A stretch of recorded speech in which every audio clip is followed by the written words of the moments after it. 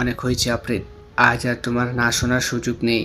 এবার সোজা বিয়ে করতে হবে আমাকে। রেডি তো তুমি? আফ্রিদ জোরে জোরে করে যেন সে কিছু বলতে চায়, সেই সাথে ওর রাগে চোখ লাল হয়ে ওঠে। আফরাজ আফ্রিদের পেছনে দাঁড়িয়ে থাকা ছেলেদের দিকে হাত তুলে ইশারা করে, সাথে ওদের একজন এগিয়ে এসে আফ্রিদের মুখ থেকে কাপড় খুলে দেয়। মুখ মুক্ত হতেই সে প্রথমে জোরে জোরে শ্বাস নেয়। বুকের ভেতর জমে থাকা ভয়ের বাতাস বেরিয়ে যায়। নিজেকে সামলে প্রায় কয়েক সেকেন্ডের পর তীব্র রাগে বলে ওঠে, ফাজলামো করো আমার সাথে? তোমায় আমি কেন বিয়ে করব? আমায় তুলে আনার সাহস দেখিয়েছো তুমি, হ্যাঁ? আমার বাবা যদি জানতে পারে তোমার খবর খারাপ করে ফেলবে। ভালো ভালো ছাড়ো আমায় আফরাজ, না হলে নিজের জন্য বিপদ ডেকে আনবে বলে দিচ্ছি আমি। আফ্রিদের কথায় আফরাজ চোখ বাঁকায়। এক চিলতে হাসি খেলে যায় মুখে। সে হেসে বলে, আহা, বাবার নাম দিয়ে বাবার নাম দিয়েই দেখি সব মেয়ে বাঁচতে চায়, কিন্তু তোমার বাবার নাম শুনে আমি ভয় পাচ্ছি না আফ্রিদ। রাখো তো তোমার বাবার ক্ষমতা। আমার বাবাও কম ক্ষমতাবান না। আমার বাবা শুধু ব্যবসায়ী না, মন্ত্রীও। তোমরা যেটা পাবো সেটা কিন্তু আমি আগেই ভেবে রেখেছি। তাই ভয় দেখানোর চেষ্টা করো না আফ্রিদ। কথাগুলো আফ্রিদকে বলে তারপর ওর ডান দিকের ছেলেটার দিকে তাকিয়ে আফরাজ বলে, কাজী সাহেবকে ডাকো তো নাফিস। ছেলেটা মাথা নেড়ে দ্রুত বাইরে বেরিয়ে যায়। আফ্রিদের চোখ বড় হয়ে ওঠে। বুকের ভেতর ধপধপ শব্দ শুরু হয়ে গেছে। ভয়, রাগ, ঘৃণা সব একসাথে মিশে যায়। সে মনে করে কিছুক্ষণ আগের ঘটনাটা। আজ সকাল শপিংয়ের জন্য বেরিয়েছিল। একা একাই গাড়ি চালাচ্ছিল। হঠাৎ একটা গাড়ি এসে ওর গাড়ির বাম দিকে জোরে ধাক্কা মারে। সে গাড়ি থামিয়ে নেমে দেখে কি হয়েছে, আর তখনই চারজন ছেলে ঝাঁপিয়ে পড়ে। আফ্রিদ কিছু বুঝে ওঠার আগেই মুখে কাপড় চাপিয়ে ক্লোরোফর্মে অজ্ঞান করে ফেলে তাকে। তারপর জ্ঞান ফিরতেই সে দেখতে পায় কাজী অফিসের ভেতরে বসে আছে, হাত পা বাঁধা, আর সামনে দাঁড়িয়ে আছে আফরাজ। তার পরিচিত সেই মুখ, যাকে সে কোনো দিনও গ্রহণ করেনি। মানে আফ্রিদকে বিরক্ত করা ছেলেটা। আফ্রিদ চোখ মেলে তাকিয়ে চিৎকার করে ওঠে, পাগল হয়ে গেছো তুমি? এভাবে জোর করে কেউ বিয়ে করতে পারে না। আমি কোনোভাবেই তোমায় বিয়ে করব না। আমার ছাড়ো আফরাজ, বাড়ি যাব আমি। আফরাজ হাসে। আফরাজ ঠান্ডা গলায় উত্তর দেয়, তুমি না চাইলেও তোমাকে বিয়ে করতে হবে, আর আজকেই। এমন সময় নাফিস কাজীকে নিয়ে ভেতরে আসে। আফ্রিদ কাজীকে দেখেই বলে, কাজী সাহেব, দেখুন, আমাকে জোর করে এখানে আনা হয়েছে। আমি কোনোভাবেই রাজি নই। দয়া করে আপনি এই অন্যায় কাজে সায় দেবেন না। কাজী গম্ভীর মুখে বলে ওঠেন, আমাকে জোর করে তুলে এনেছে। বারবার বলছি মেয়ে রাজি না হলে আমি বিয়ে পড়াবো না, ওরা শুনছেই না। চুপ। সম্মতি না থাকলেও হবে। আমি বলছি মানে হবে। কাজী সাহেব, আপনার কাজ হলো শুধু কাগজে সই করানো। বেশি কথা বলবেন না। এইভাবে জোর করে তুমি কি ভেবেছো আমি কখনো তোমার নামটা মেনে নেব? হ্যাঁ, কাগজে সই করালেই কি বিয়ে হয়ে যায়? বিয়ে মানে তো শুধু দুজনের মনের সম্পর্ক, তাই না? আর আমার মন তো তোমাকে গ্রহণ করবে না কখনোই। কোনো কারণ ছাড়াই তোমাকে ভালো লাগে না আমার। আফরাজ টেবিলের সাথে হাতে আঘাত করে বলে, তোমাকে আমার স্ত্রী বানিয়েই ছাড়বো। সই করো তো। প্রেম টেম করবো না, সোজা বিয়ে। স্ত্রী? শোনো, স্ত্রী হতে হলে আগে সম্মান করতে হয়। আর তুমি আমাকে অপহরণ করেছো, জোর করেছো, তুমি আমায় হুমকি দিচ্ছ। কাজী আবার দ্বিধা নিয়ে বলে ওঠে, বাবা, মেয়েটি যদি রাজি না হয় আমি এই নিকাহ পড়াতে পারবো না। আইন আছে, নিয়ম আছে। আফরাজ চিৎকার করে বলে, আইন আমি মানি, আমি ভাঙি, আমি যা বলছি তাই করতে হবে। আফ্রিদ সোজা হয়ে বসে। আফরাজের চোখে চোখ রেখে বলে, তুমি যদি সত্যি এত ক্ষমতাবান হও, তাহলে কেন ভিক্ষুকের মতো আমার না শোনার পরেও পেছনে ঘুরছো তুমি? আফরাজ, সত্যি বলছি, তুমি বড্ড করুণ। শব্দটা যেন বজ্রপাতের মতো শোনায়। আফরাজ দাঁতে দাঁত চেপে এগিয়ে আসে, তারপর বলে, করুণ বললে আমাকে? হ্যাঁ, করুণ। তুমি নিজেকে প্লে বয় ভাবো, ভার্সিটির অর্ধেক মেয়েকে প্রলুব্ধ করো, অথচ আমাকে একবারও জিততে পারোনি তুমি। আর তাই জোর করে আমাকে এখানে এনেছো। এটা ভালোবাসা না, অসুস্থ আসক্তি এটা। চারপাশে নিস্তব্ধতা বয়ে যায়। আফরাজ জোরে জোরে শ্বাস নিতে থাকে। আফরাজ হঠাৎ চেঁচিয়ে ওঠে, চুপ করো, চুপ করে থাকো। তোমার কথা আমি আর শুনবো না। এখনই কাজীকে বলছি কাগজে সই করতে। আফরাজের মুখ তখন রাগে থরথর করে কাঁপছে, চোখ লাল হয়ে গেছে, নাকও ফুলে উঠেছে। কাজীর গলা শুনে তার মেজাজ যেন পুরোপুরি নিয়ন্ত্রণ হারিয়ে ফেলে। দাঁতে দাঁত চেপে নিজের লোকদের দিকে তাকায় সে। দাঁড়িয়ে আছো কেন? কাজীকে ধরে পিটাও। চারজন লোক মুহূর্তেই নড়ে ওঠে। দুজন এগিয়েও যায় কাজীর দিকে। কাজী আতঙ্কে পেছনে সরতে থাকে। আফ্রিদ তীক্ষ্ণ কণ্ঠে বলে ওঠে, ছুঁয়ে দেখো তাকে, তোমাদের হাত ভেঙে দেবো আমি নিজে। কিন্তু আফরাজ তাতে আরো ক্ষেপে ওঠে। সে বলে, চুপ করো আফ্রিদ। তোমার বাবার ক্ষমতার নাম নিয়ে আমাকে ভয় দেখিও না। এখানে এখন আমার নিয়ম চলবে, ঠিক? তখনই দরজায় ঠক ঠক ঠক শব্দ হয়। হঠাৎ করে দরজায় কড়া নাড়ার শব্দে ঘরের সবাই চমকে ওঠে। অস্বাভাবিক এক উত্তেজনা ছড়িয়ে পড়ে চারিদিকে। আফরাজ চোখ ছোট করে তাকায় দরজার দিকে। ইশারায় নাফিসকে বলে। নাপিস, গিয়ে দেখো কে এসেছে। নাফিস সতর্ক ভঙ্গিতে এগিয়ে যায়, ধীরে ধীরে দরজার কপাট খুলে ফেলে। দরজা খোলার মুহূর্তেই তার চোখ বিস্ফোরিত হয়ে ওঠে, মুখ ফ্যাকাশে হয়ে যায়। সে এক পা পিছিয়ে যায়, কারণ সামনে দাঁড়িয়ে আছে খোরশেদ সাহেব, আফরাজের বাবা। আর তার পেছনেই ধীর পদক্ষেপে দাঁড়িয়ে আছেন আদনান চৌধুরী, আফ্রিতের বাবা। ঘর যেন হঠাৎ করেই জমে ওঠে নীরবতায়। চারজন লোক মাথা নিচু করে দাঁড়িয়ে যায়। আফরাজ চোখ কপালে তুলে ফেলে, ঠোঁট শুকিয়ে যায়। খোরশেদ ভিতরে ঢুকেই এক মুহূর্ত সময় নষ্ট না করে ঝট করে ডান হাত তোলে, আফরাজের গালে ঠাস করে চর বসিয়ে দেয়। তার শক্ত হাতের চর সরাসরি আছড়ে পড়ে আফরাজের নরম গালে। আফরাজ এক ধাক্কায় সরে গিয়ে দেয়ালে গিয়ে ঠেকে। মুখটা লালচে হয়ে ওঠে, চোখে পানি এসে যায় ব্যথায়। আফরাজ অবাক হয়ে কিছু বলতে যায়। বাবা তুমি? আফরাজের কথা যেন কানে যায় না। খোরশেদ তার কণ্ঠে বজ্রের মতো গর্জন করে উঠে বলে, চুপ কর বেয়াদব। তুই কি মানুষ পাসনি? আদনান ভাইয়ের মেয়েকে অপহরণ করেছিস। তুই এতটাই নিচে নেমে গিয়েছিস যে নিজের ইজ্জত ধ্বংস করতে চাস, সাথে আমারটাও। তোকে যে কি করব। আফরাজ আর কিছু বলতে পারে না। অন্যদিকে আদনান চৌধুরী চোখ ভরা আগুন নিয়ে ছুটে আসেন তার মেয়ের দিকে। মা, তুই ঠিক আছিস তো? তার কণ্ঠ যেন কেঁপে ওঠে। আফ্রিদের বুক ভরে ওঠে অস্তিত্বে। চোখে এক ঝিলিক আনন্দ খেলে যায় তার বাবাকে দেখে। সে বলে, হ্যাঁ বাবা, আমি ঠিক আছি। আদনান নিজ হাতে তার মেয়ের সব বাঁধন খুলে দেয়। হাত দুটো মুক্ত হতেই আফ্রিদ বাবার বুকে গিয়ে আশ্রয় নেয়। তারপর বলে, বাবা আমি ভয় পাইনি। আমি ওকে বারবার না বলেছি, সাবধান করেছিলাম আমি, কিন্তু ও শুনেনি। ধীর গলায় জানায় আফ্রিদ। আদনান মেয়ের মাথায় হাত বুলিয়ে বলে, আমার সাহসী মেয়ে, তুই ভয় পাবি কেন? আমি আছি তো। খোরশেদ এগিয়ে আসে নিজের ছেলের সামনে। মুখ রাগে কেমন লালচে হয়ে গেছে। আরেকটা চড় দিবার জন্য হাত তোলে তিনি। তারপর বলে, লজ্জা হয় না তোর? মন্ত্রীর ছেলে হয়ে এতটা নিজ কাজ করলি। আজ আমি যদি না আসতাম তাহলে কি করতিস তুই?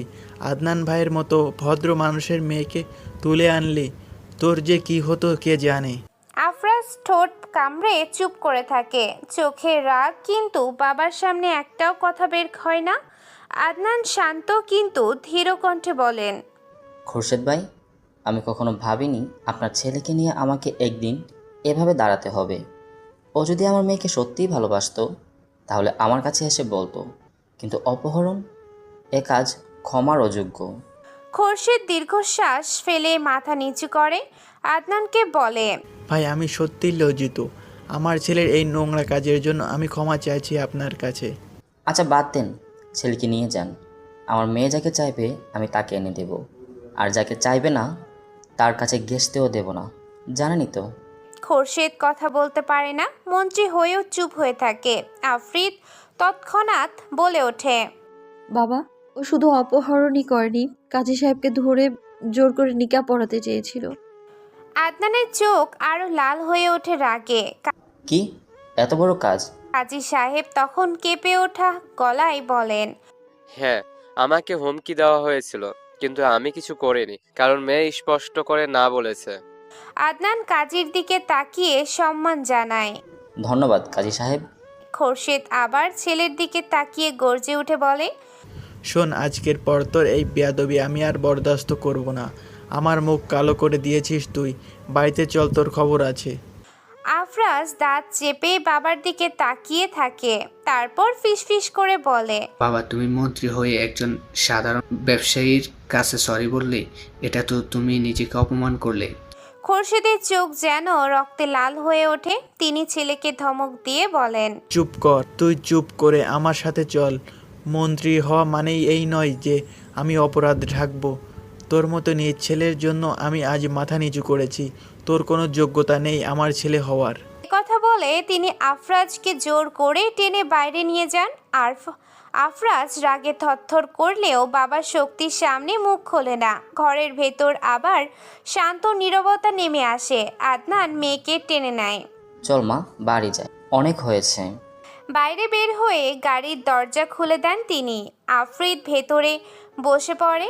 গাড়ি স্টার্ট দেওয়ার আগে আদনান ধীর গলায় তার মেয়ে আফরিদকে বলে, আর কোনো দিন এই ধরনের ঝুঁকি নিতে দেব না তোকে। এখন থেকে তোর জন্য একজন সিকিউরিটি রাখতেই হবে, সবসময় তোর পাশে থাকবে। আফরিদ হালকা হাসি দিয়ে বলে, আমি ভয় পাইনি বাবা, আমি জানি তুমি সব সময় আছো আমার জন্য। আদনান মেয়ের মাথায় হাত রেখে বলেন, শুধু আমি না, এখন থেকে তোর চারপাশে নিরাপত্তা থাকবে, কারণ আমার মেয়ে সাহসী। কিন্তু আমি চাই না আমার মেয়েকে আর কোনো দিন এমন পরিস্থিতির মুখোমুখি হতে হোক। গাড়ি ধীরে ধীরে এগিয়ে যায়। পেছনে ফেলে আসে কাজী অফিস আর এক টুকরো ভয়ঙ্কর স্মৃতি। কিন্তু আফ্রিদের মুখে এখনো ধীরতার ছাপ। সে জানে তার ইচ্ছের বিরুদ্ধে কেউ কোনো দিনও তাকে বাঁধতে পারবে না। নিলয় বাস থেকে নামলো ঢাকার এক বিলাসবহুল এলাকায়। যশোর থেকে আস্তে আস্তে রাত হয়ে গেছে। কোলাহলপূর্ণ ঢাকা শহর, কিন্তু তার ভেতরেও এক অচেনা নিঃসঙ্গতা তাকে গ্রাস করেছে। উদ্দেশ্য তার পরিষ্কার, একটা কাজ খুঁজে বের করা, জীবনটা নতুনভাবে গড়ে তোলা। পড়াশোনার সার্টিফিকেটটাই ওর বড়, তবে হাতে তেমন কোনো টাকা পয়সাও নেই। কিন্তু তার আছে একটি শক্ত শরীর, সুঠাম দেহ আর কিছুটা আত্মবিশ্বাস। কাঁধে ছোট ব্যাগটা ঝুলিয়ে চারপাশে তাকায় নিলয়। এই প্রথম ঢাকায় এসেছে সে।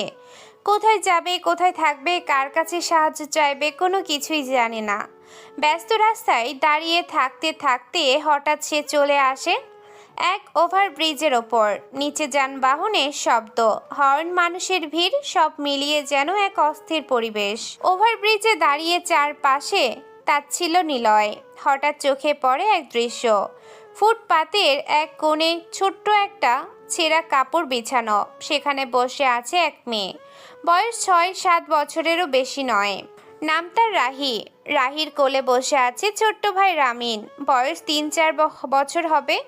রাহি কষ্টে মষ্টে কিছু খাবার তুলে দিচ্ছে রামিনের মুখে। নিজে হয়তো ক্ষুধার্ত, কিন্তু ভাইয়ের মুখে খাবার তুলে দেওয়ার আনন্দে তার চোখে এক অদ্ভুত মমতা। এই দৃশ্য দেখে নিলয় মুচকি হাসে, আবার ভেতরে ভেতরে একটা দীর্ঘশ্বাস বেরিয়ে আসে। সে ভাবে, মানুষের জীবন কতটা কঠিন। আমি অন্তত বড় হয়েছি, নিজের জন্য লড়াই করার শক্তি আছে, কিন্তু এরা তো জন্ম থেকেই লড়ছে। ঠিক সেই সময় দূর থেকে একটা বড় কালো জিপ এসে থামে ব্রিজের নিচে। গাড়ি থেকে একে একে নেমে আসে 6 জন যুবক। হঠাৎ ব্যস্ত রাস্তা যেন থমকে গেছে। তাদের চেহারায় ভয়ঙ্কর ভঙ্গি, হাতে লাঠি আর কোমরে অস্ত্রের আভাস মেলে। তারা চারপাশে ফুটপাতের দোকানদারদের কাছে গিয়ে টাকা তুলতে শুরু করে। এটা তাদের প্রতিদিনের রুটিন, যাকে বলে চাঁদাবাজি। জিপের ভেতর বসে আছে তাদের লিডার হাসিব, বয়স 30-এর কোঠায়, লম্বা চওড়া শরীর, মুখে অদ্ভুত একটা হাসি ফুটে আছে। সবাই জানে এই এলাকায় হাসিবের নাম মানেই আতঙ্ক। হাসিব গাড়ি থেকে নামলো ধীরে ধীরে। তার চোখে এক ধরনের অহংকার।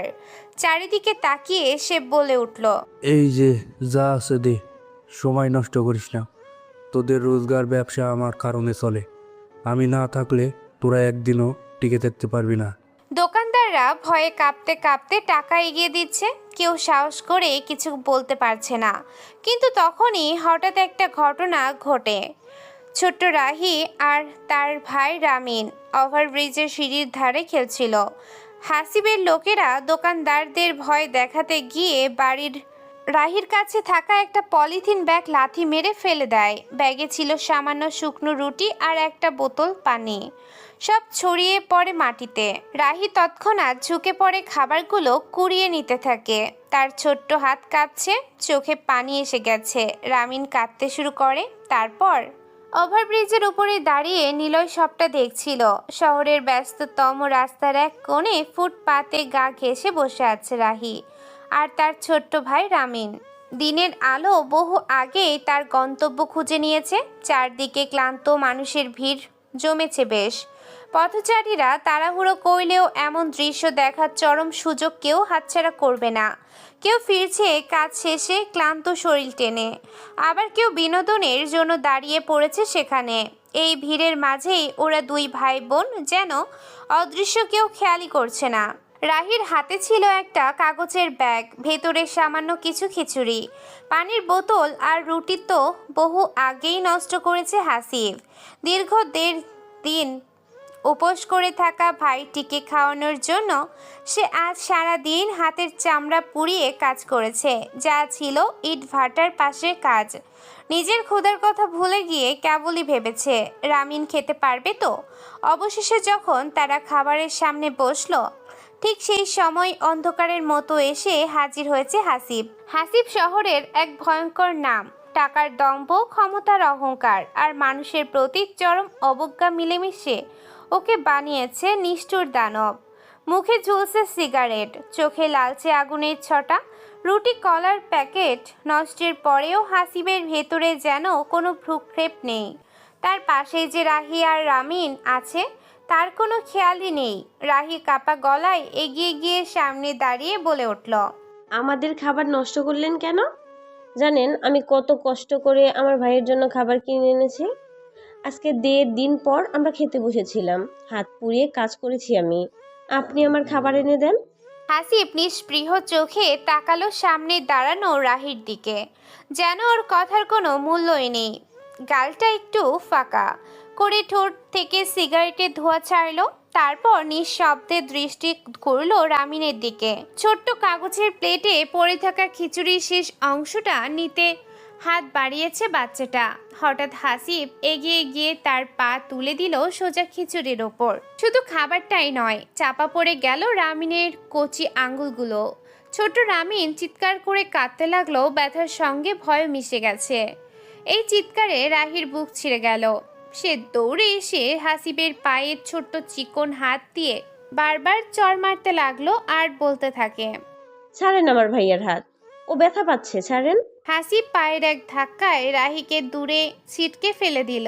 তারপর মুখে কুৎসিত হাসি নিয়ে বলল, তোরা হালিদ দেশের এই শহরের কীট পতঙ্গের মতো, তোরা মরলেও কারোর দায় আসে না। ফুটপাতের অনাথ বাচ্চা, যা দূরে গিয়ে মর। সে কথাগুলো বলে সিগারেটে টান দিল। কথাগুলো বিদ্যুতের মতো বিঁধল রাহির বুকে এসে, কিন্তু ওর চোখ থেমে রইল রামিনের দিকেই। ভাইয়ের কান্না সহ্য করতে পারছিল না। তখনই তার চোখে পড়ল পাশেই পড়ে থাকা একটা ইট। শরীর দুর্বল, হাত কাঁপছে ব্যথায়, তবু বুকের ভেতরের আগুন তাকে শক্তি দিল। রাহি ইটটা তুলে নেয়, উঠে দাঁড়িয়ে জোরে আছড়ে মারল হাসিবের হাঁটুর ওপর। আহ! চিৎকার দিয়ে উঠল হাসিব, পা উঁচু করে পিছিয়ে যায়। হাঁটুতে লেগেছে বেশ। সুযোগটা নিয়ে রাহি ছুটে গিয়ে ভাইকে জড়িয়ে ধরলো, কাপা গলায় বলল, ভাই ভয় পাস না, কিচ্ছু হবে না, আমি আছি। কিন্তু ভয় এখানেই শেষ হয়নি। হাসিবের লোকজন দৌড়ে এসে ঘিরে ফেলল ওদের। রাগে ফুঁসে ওঠা হাসিব এবার নিজের গাড়ির ভেতর থেকে একটা হাতুড়ি নিয়ে এগিয়ে আসে ওদের দিকে। মুখ বিকৃত হয়ে গেছে ক্ষোভে। সে রাহির চুল ধরে টেনে কাছে নিল, তারপর গলা চেপে ধরে গর্জে উঠে বলল, জানোয়ারের বাচ্চা, আমার পায়ে মারছিস, আজ এই হাতুড়ি দিয়ে তোর হাত ভেঙে ফেলবো। আমার আর তোর ওই ভিখারি ভাইয়ের কপালে এক হাতুড়ি বাড়ি দিয়ে শেষ করে দেবো। শ্বাস নিতে পারছে না রাহি। তার ফর্সা ময়লা মাখা মুখটা লাল হয়ে উঠেছে, চোখ যেন বেরিয়ে আসছে। আশেপাশে যারা দাঁড়িয়ে আছে তারা সবাই শুধু দেখছে। কারোর চোখে দয়া নেই, কারোর মনে প্রতিবাদ নেই। যেন এই এক মজার নাটক। এখানে অনাথ দুটো প্রাণের মৃত্যু দর্শন করার জন্য সবাই দাঁড়িয়ে আছে। হাসিবের হাতুড়ি উঠতে যাচ্ছে, তখনই একটা কণ্ঠস্বর শোনা গেল। কণ্ঠস্বরটা একদম শান্ত কিন্তু বেশ গম্ভীর শোনায়। মানুষ যখন মানুষকে কীট বলে ভাবে তখন আসলে সেই মানুষটি হয়ে যায় কীট। সবার উপরে মানুষ সত্য ব্রো। হাসিব হাত থামিয়ে তাকালো পেছনে। সামনে দাঁড়িয়ে আছে নিলয় নামের ছেলে, সাধারণ পোশাক পরা, চোখে অদ্ভুত ধীরতা দেখা যায়। চারপাশের ভিড়ের ভেতর থেকেও যেন আলাদা করে চিনে ফেলা যায় তাকে। হাসিব হেসে উঠল, নিলয়ের মতো ঠান্ডা গলায় বলল, ওই তুই কে রে? নাটক দেখতে আসছিস? দেখ, বেশি কথা বলিস না। নিলয় ধীরে ধীরে এগিয়ে এলো। তার কণ্ঠে কোনো ভয় নেই, এমনকি তার শরীরেও ভয়ের কোনো ছিটে ফোটাও নেই। সে কোণে, তুই যে নিজেকে এত শক্তিশালী ভাবিস, আসলে তুই ভেতরে ভেতরে দুর্বল। এক কচি ছেলেকে আর তার বোনকে মেরে তুই কি প্রমাণ করতে চাইছিস? এ শহরের রাস্তায় মানুষ মরছে ক্ষুধায়, তোরা আনন্দ করছিস ক্ষমতার নামে। তুই মানুষ না, তুই তো শয়তান। নিলয়ের এমন কথায় হাসিবের চোখ রক্ত লাল হয়ে উঠল। সে গালাগালি ছুড়ে দিয়ে নিজের লোকদের ইশারা করে, ধর শালাকে, মাথা ফাটাই দে। দুর্বলদের নয়, ওকে মারবো। নিলয়ের পিছে হাসিবদের জিপ রাখা। তখনই নিলয়ের চোখ পড়ল ওদের জিপের ভেতরে। ওখানেই পড়ে আছে একটা ছোট্ট নাইফ। লোকগুলো এগিয়ে আসছে তার দিকে। নিলয় দ্রুত হাত বাড়িয়ে নাইফটা তুলে নিল, কিন্তু সে কাউকে মারল না। তার নড়াচড়ায় অদ্ভুত দক্ষতা ছিল। প্রতিটি আক্রমণ ঠেকিয়ে দিল। একজনের হাত আর পা কেটে দিল। কারো হাতে রক্ত বের হচ্ছে, কেউ মারা যায়নি। হাসিবের সব লোকজন ভয় পেয়ে যায়। তারা সরে গেল নিলয়ের সামনে থেকে। নিলয় ধীরে ধীরে এগিয়ে এসে হাসিবের সামনে দাঁড়ালো। নাইফটা ওর গলার কাছে ধরে শান্ত কণ্ঠে বলল, শক্তি মানে ধ্বংস নয়, শক্তি মানে রক্ষা করা। আমি কাউকে মারলাম না, কারণ মৃত্যু সহজ। কঠিন হলো জীবিত থেকে অন্যায় সহ্য করা। তুই যদি আবার এই বাচ্চাদের ছোস, তবে মনে রাখিস তোর অহংকার ভেঙে যাবে একদিন, যেমন ভাঙে প্রতিটি নিষ্ঠুর মানুষের। চারপাশে এক নিস্তব্ধতা নেমে এলো। সবাই অবাক হয়ে তাকিয়ে আছে। রাহি হাঁপাতে হাঁপাতে তার ভাইকে বুকে চেপে রেখেছে, চোখে জল টলমল করছে। হাসিব এবার আর কিছু বলল না। তার লোকজন তাকে টেনে গাড়িতে তুলল। লজ্জা আর ভয়ের মিশ্রণ তার মুখে ফুটে উঠেছে। গাড়ি গর্জে উঠল। কয়েক সেকেন্ডের ভেতরে হাসিবের গাড়িটা চলে গেল দূরে। রাস্তায় দাঁড়িয়ে রইল নিলয়, রাহি আর রামিন। রাহি কান্না ভেজা চোখে তাকালো নিলয়ের দিকে, ঠোঁট কাঁপতে কাঁপতে বলল, আপনি আমাদের বাঁচালেন, আপনাকে ধন্যবাদ স্যার। নিলয় মৃদু হাসলো। রাহির মাথায় হাত রেখে বলল, বাঁচানোটা আমার কাজ না, উপরওয়ালার কাজ। আর মানুষ উসিলা। তবে তোমরা নিজেরাই শক্তি। শুধু বিশ্বাস রাখো, যে মানুষ সত্যের পাশে দাঁড়ায় তাকে দুনিয়ার কোনো শক্তি হারাতে পারে না। আকাশে তখন ধীরে ধীরে রাতের গভীরতা জানান দিচ্ছে।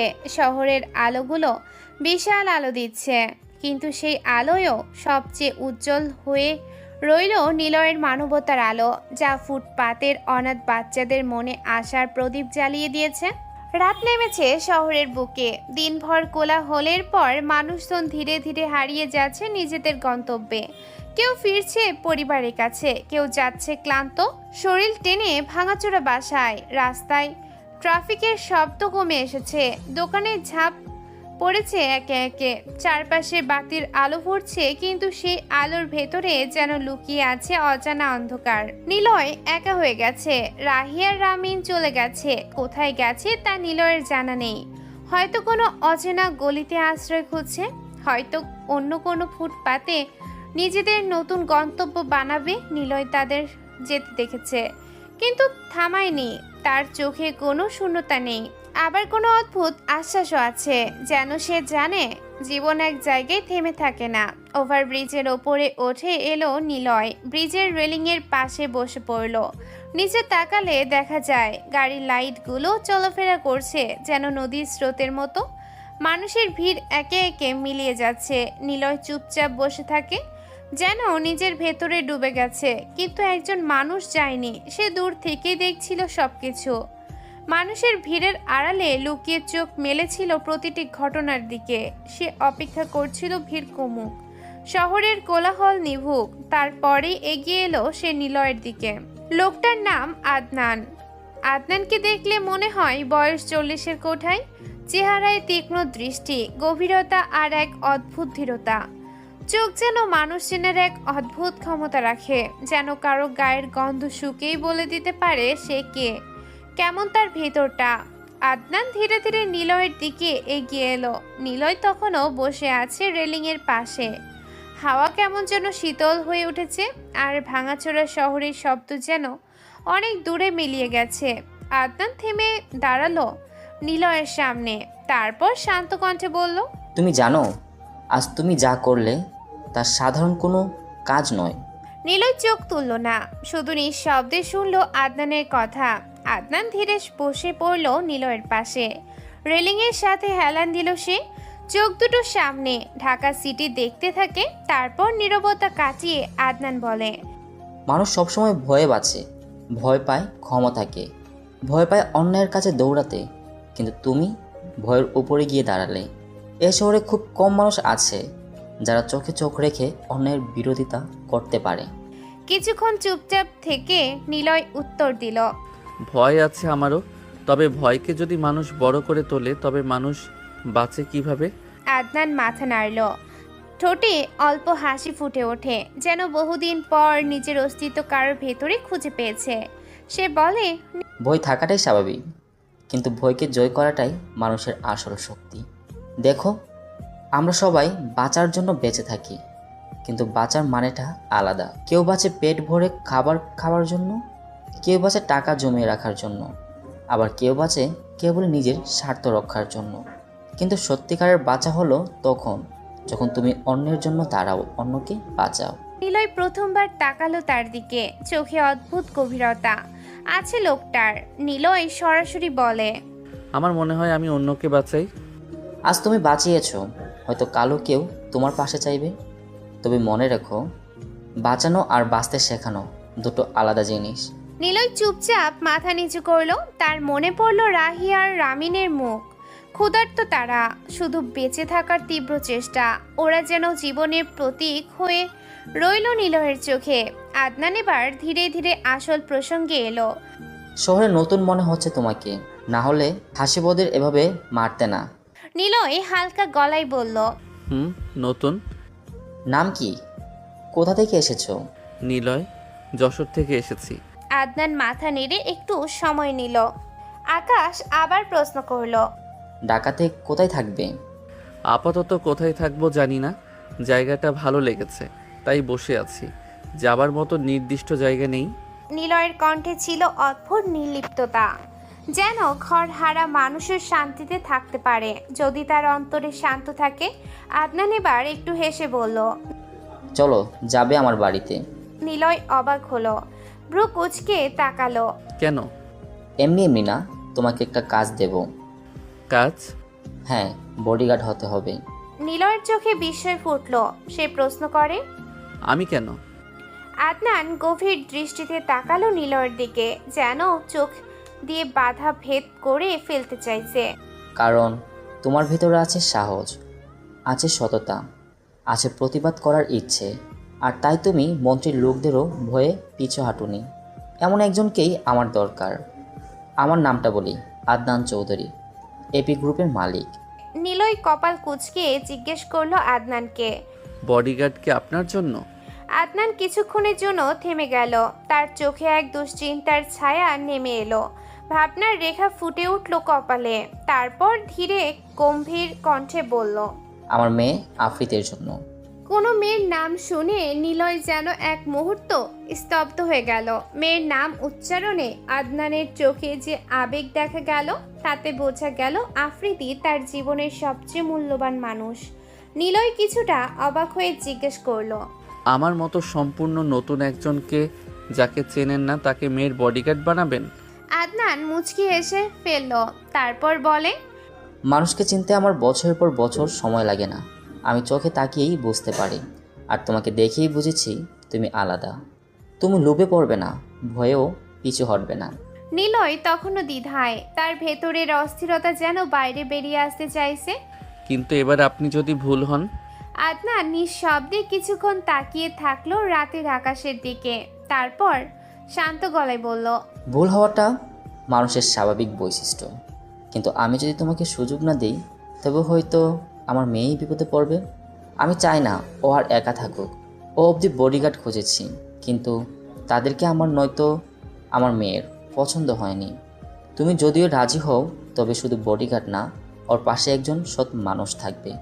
কিন্তু আমাকে না হয় আপনি পছন্দ করলেন, তবে আপনার মেয়ের যে আমাকে পছন্দ হবে এমন কোনো কথা নেই। হবে পছন্দ? কেন যেন মনে হচ্ছে তুমি পারবে তাকে ইমপ্রেস করতে। তোমার ভিতরে একটা আলাদা গুণ আছে যার নাম মানুষকে ইমপ্রেস করা। আদনানের কথাগুলো যেন বাতাসে ছড়িয়ে গেল। নিলয়ের চোখ ধীরে ধীরে নরম হয়ে আসে। তার মনে পড়ল রাহির কথাগুলো। নিজের মৃত্যু নিশ্চিত জেনেও রামিনকে সে বলেছিল, ভাই ভয় পাস না, আমি আছি, তোর কিচ্ছু হবে না। হয়তো এই কথার মতোই এখন কারোর জন্য আছি হয়ে দাঁড়াতে পারবে নিলয়। রাত আরো গভীর হলো। শহরের আলো ফিকে হয়ে এলেও ওভারব্রিজে বসা দুই মানুষের চোখে জ্বলল নতুন আলো। একজন আশ্রয় চাইছে সততায় ভরা মানুষকে, আরেকজন খুঁজছে নিজের অস্তিত্বের মানে। এভাবে শুরু হলো নিলয়ের জীবনের নতুন অধ্যায়। দেখা যাক সামনে কি ঘটে। প্রায় মাঝরাত হতে চলেছে।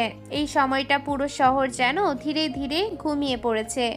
বাড়ির বাইরে থেকে মাঝে মাঝে নাইট গার্ডের টহলের হুইলসেল ভেসে আসছে। রাস্তার বাতিগুলো ঝিম মেরে জ্বলছে। কিন্তু আদনান সাহেবের বাড়ির ভেতরে নীরবতা। নীরবতা ঠিক তা নয়, টিভি চলছে দেয়ালের সাথে লাগানো, আর সাথে কেবল ড্রয়িং রুমে আলো জ্বলছে। সেখানে বসে আছে দুজন মানুষ, আফরিদ আর তার মা জেসিয়া খাতুন। টেবিলের ওপর রাখা ঘড়িটা টিকটিক শব্দ করে চলেছে। আফরিদ সোফায় বসে ফোনের টিপাটিপি করছে আর মাঝে মাঝে টিভির দিকে তাকাচ্ছে। চশমার ফাঁক দিয়ে স্ক্রিনের আলো তার মুখে পড়েছে। অন্যদিকে জেসিয়া বারবার এদিক ওদিক হাঁটছে, আবার বসছে আবার উঠছে। তার চেহারায় স্পষ্ট অস্থিরতা। হঠাৎ তিনি গর্জে উঠে আফরিদের দিকে তাকিয়ে বললেন, তোর বাবা যদি আজকে ফেরে, লোকটার সাথে আমার একদণ্ড ঝগড়া বাঁধবে দেখিস। এই বয়স হয়েছে তবুও একটু রেস্ট নেয় না, খালি চিন্তা ঢুকিয়ে দেয়। সে কখন বের হয়েছে লোকটা, উফ। মাথা না তুলে ফোনেই ব্যস্ত থাকে সে। ওর ফ্রেন্ড সার্কেলে ঘটনাটা জানাজানি হয়েছে যে আফরাজ তাকে তুলে নিয়ে বিয়ে করতে চেয়েছিল। সবাই ধরেই নিয়েছে আফরিদের বিয়ে হয়ে গেছে আফরাজের সাথে। সেজন্য সবাই মেসেজ করছে সেই সন্ধ্যা থেকেই। আর আফরিদ পুরো ব্যাপারটা সবাইকে সুন্দর করে বুঝিয়ে দিচ্ছে। জেসিয়া আবার বললেন, তুইও তো কম যাস না, সারাদিন ফোন আর ফোন টিপে।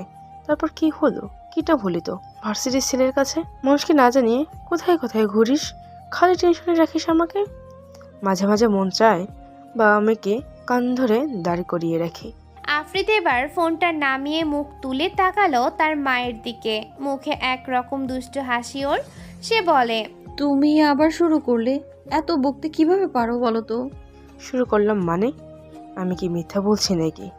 একবার কিডন্যাপ হয়ে এসেছিস, তাও তো তোর মাথায় বুদ্ধি আসে না। তোর বাবা তোর জন্য বডি কাজ খুঁজতে গেছে, বললাম আজকে রেস্ট নাও, পরে হবে। কিন্তু না, তোর মেয়ের জন্য উঠে পড়ে লেগেছে যত সব।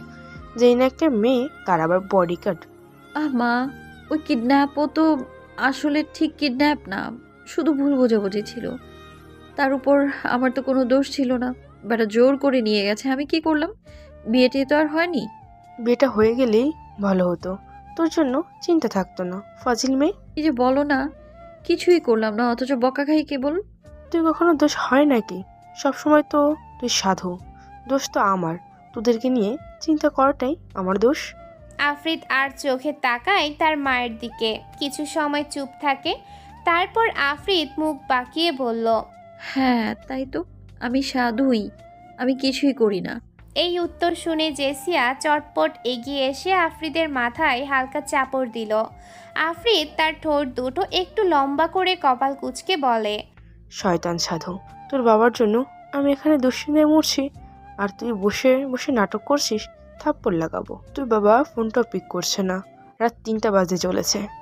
আফরিদ চুপ হয়ে যায়। ফাজলামির রেশ দূরে সরিয়ে আফরিদ এবার সিরিয়াস হয়ে বলল, মা, বাবা ঠিকই আসবে।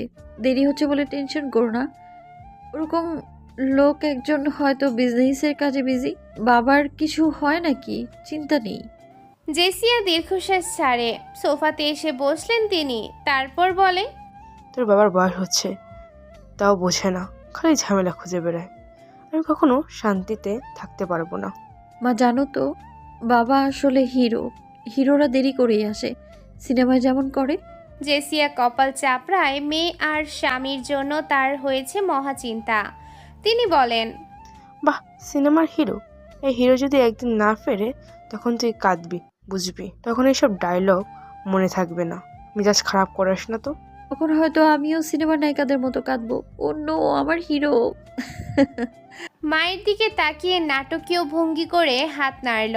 মেয়ের এমন কাণ্ড দেখে জেসিয়া এবার হাসি চেপে রাখতে পারল না, কিন্তু আবার রাগ দেখানোর ভান করে বললেন, চুপ, আর একটা কথা বলবি তো থাপ্পড় মারবো। আফরিদ জিভ বের করে ভেঙচি কেটে বলল, মা, তুমি শুনছো তো সবটা, কিন্তু আসলে টেনশন করো না, বাবা আসবেই। মায়ের মুখের দিকে তাকিয়ে তার গলা হঠাৎ নরম হয়ে এলো। সে আবার বলে, মা জানো তো বাবা কেমন? উনি আমাদের নিয়ে সব সময় চিন্তা করে। শুধু তোমার চিন্তা হয় এমনটা নয়। জেসিয়া চুপ করে গেল। তারপর ধীরে ধীরে সোফায় হেলান দিয়ে বসে। চোখ মুছলেন ওড়নার আড়ালে। আফরিদ তার মাকে জড়িয়ে ধরল, তারপর বলে, মা, তুমি কাঁদছো? না রে, চোখে ধুলো ঢুকেছে। তুমি তো সব সময় বলো মিথ্যে বলা খারাপ।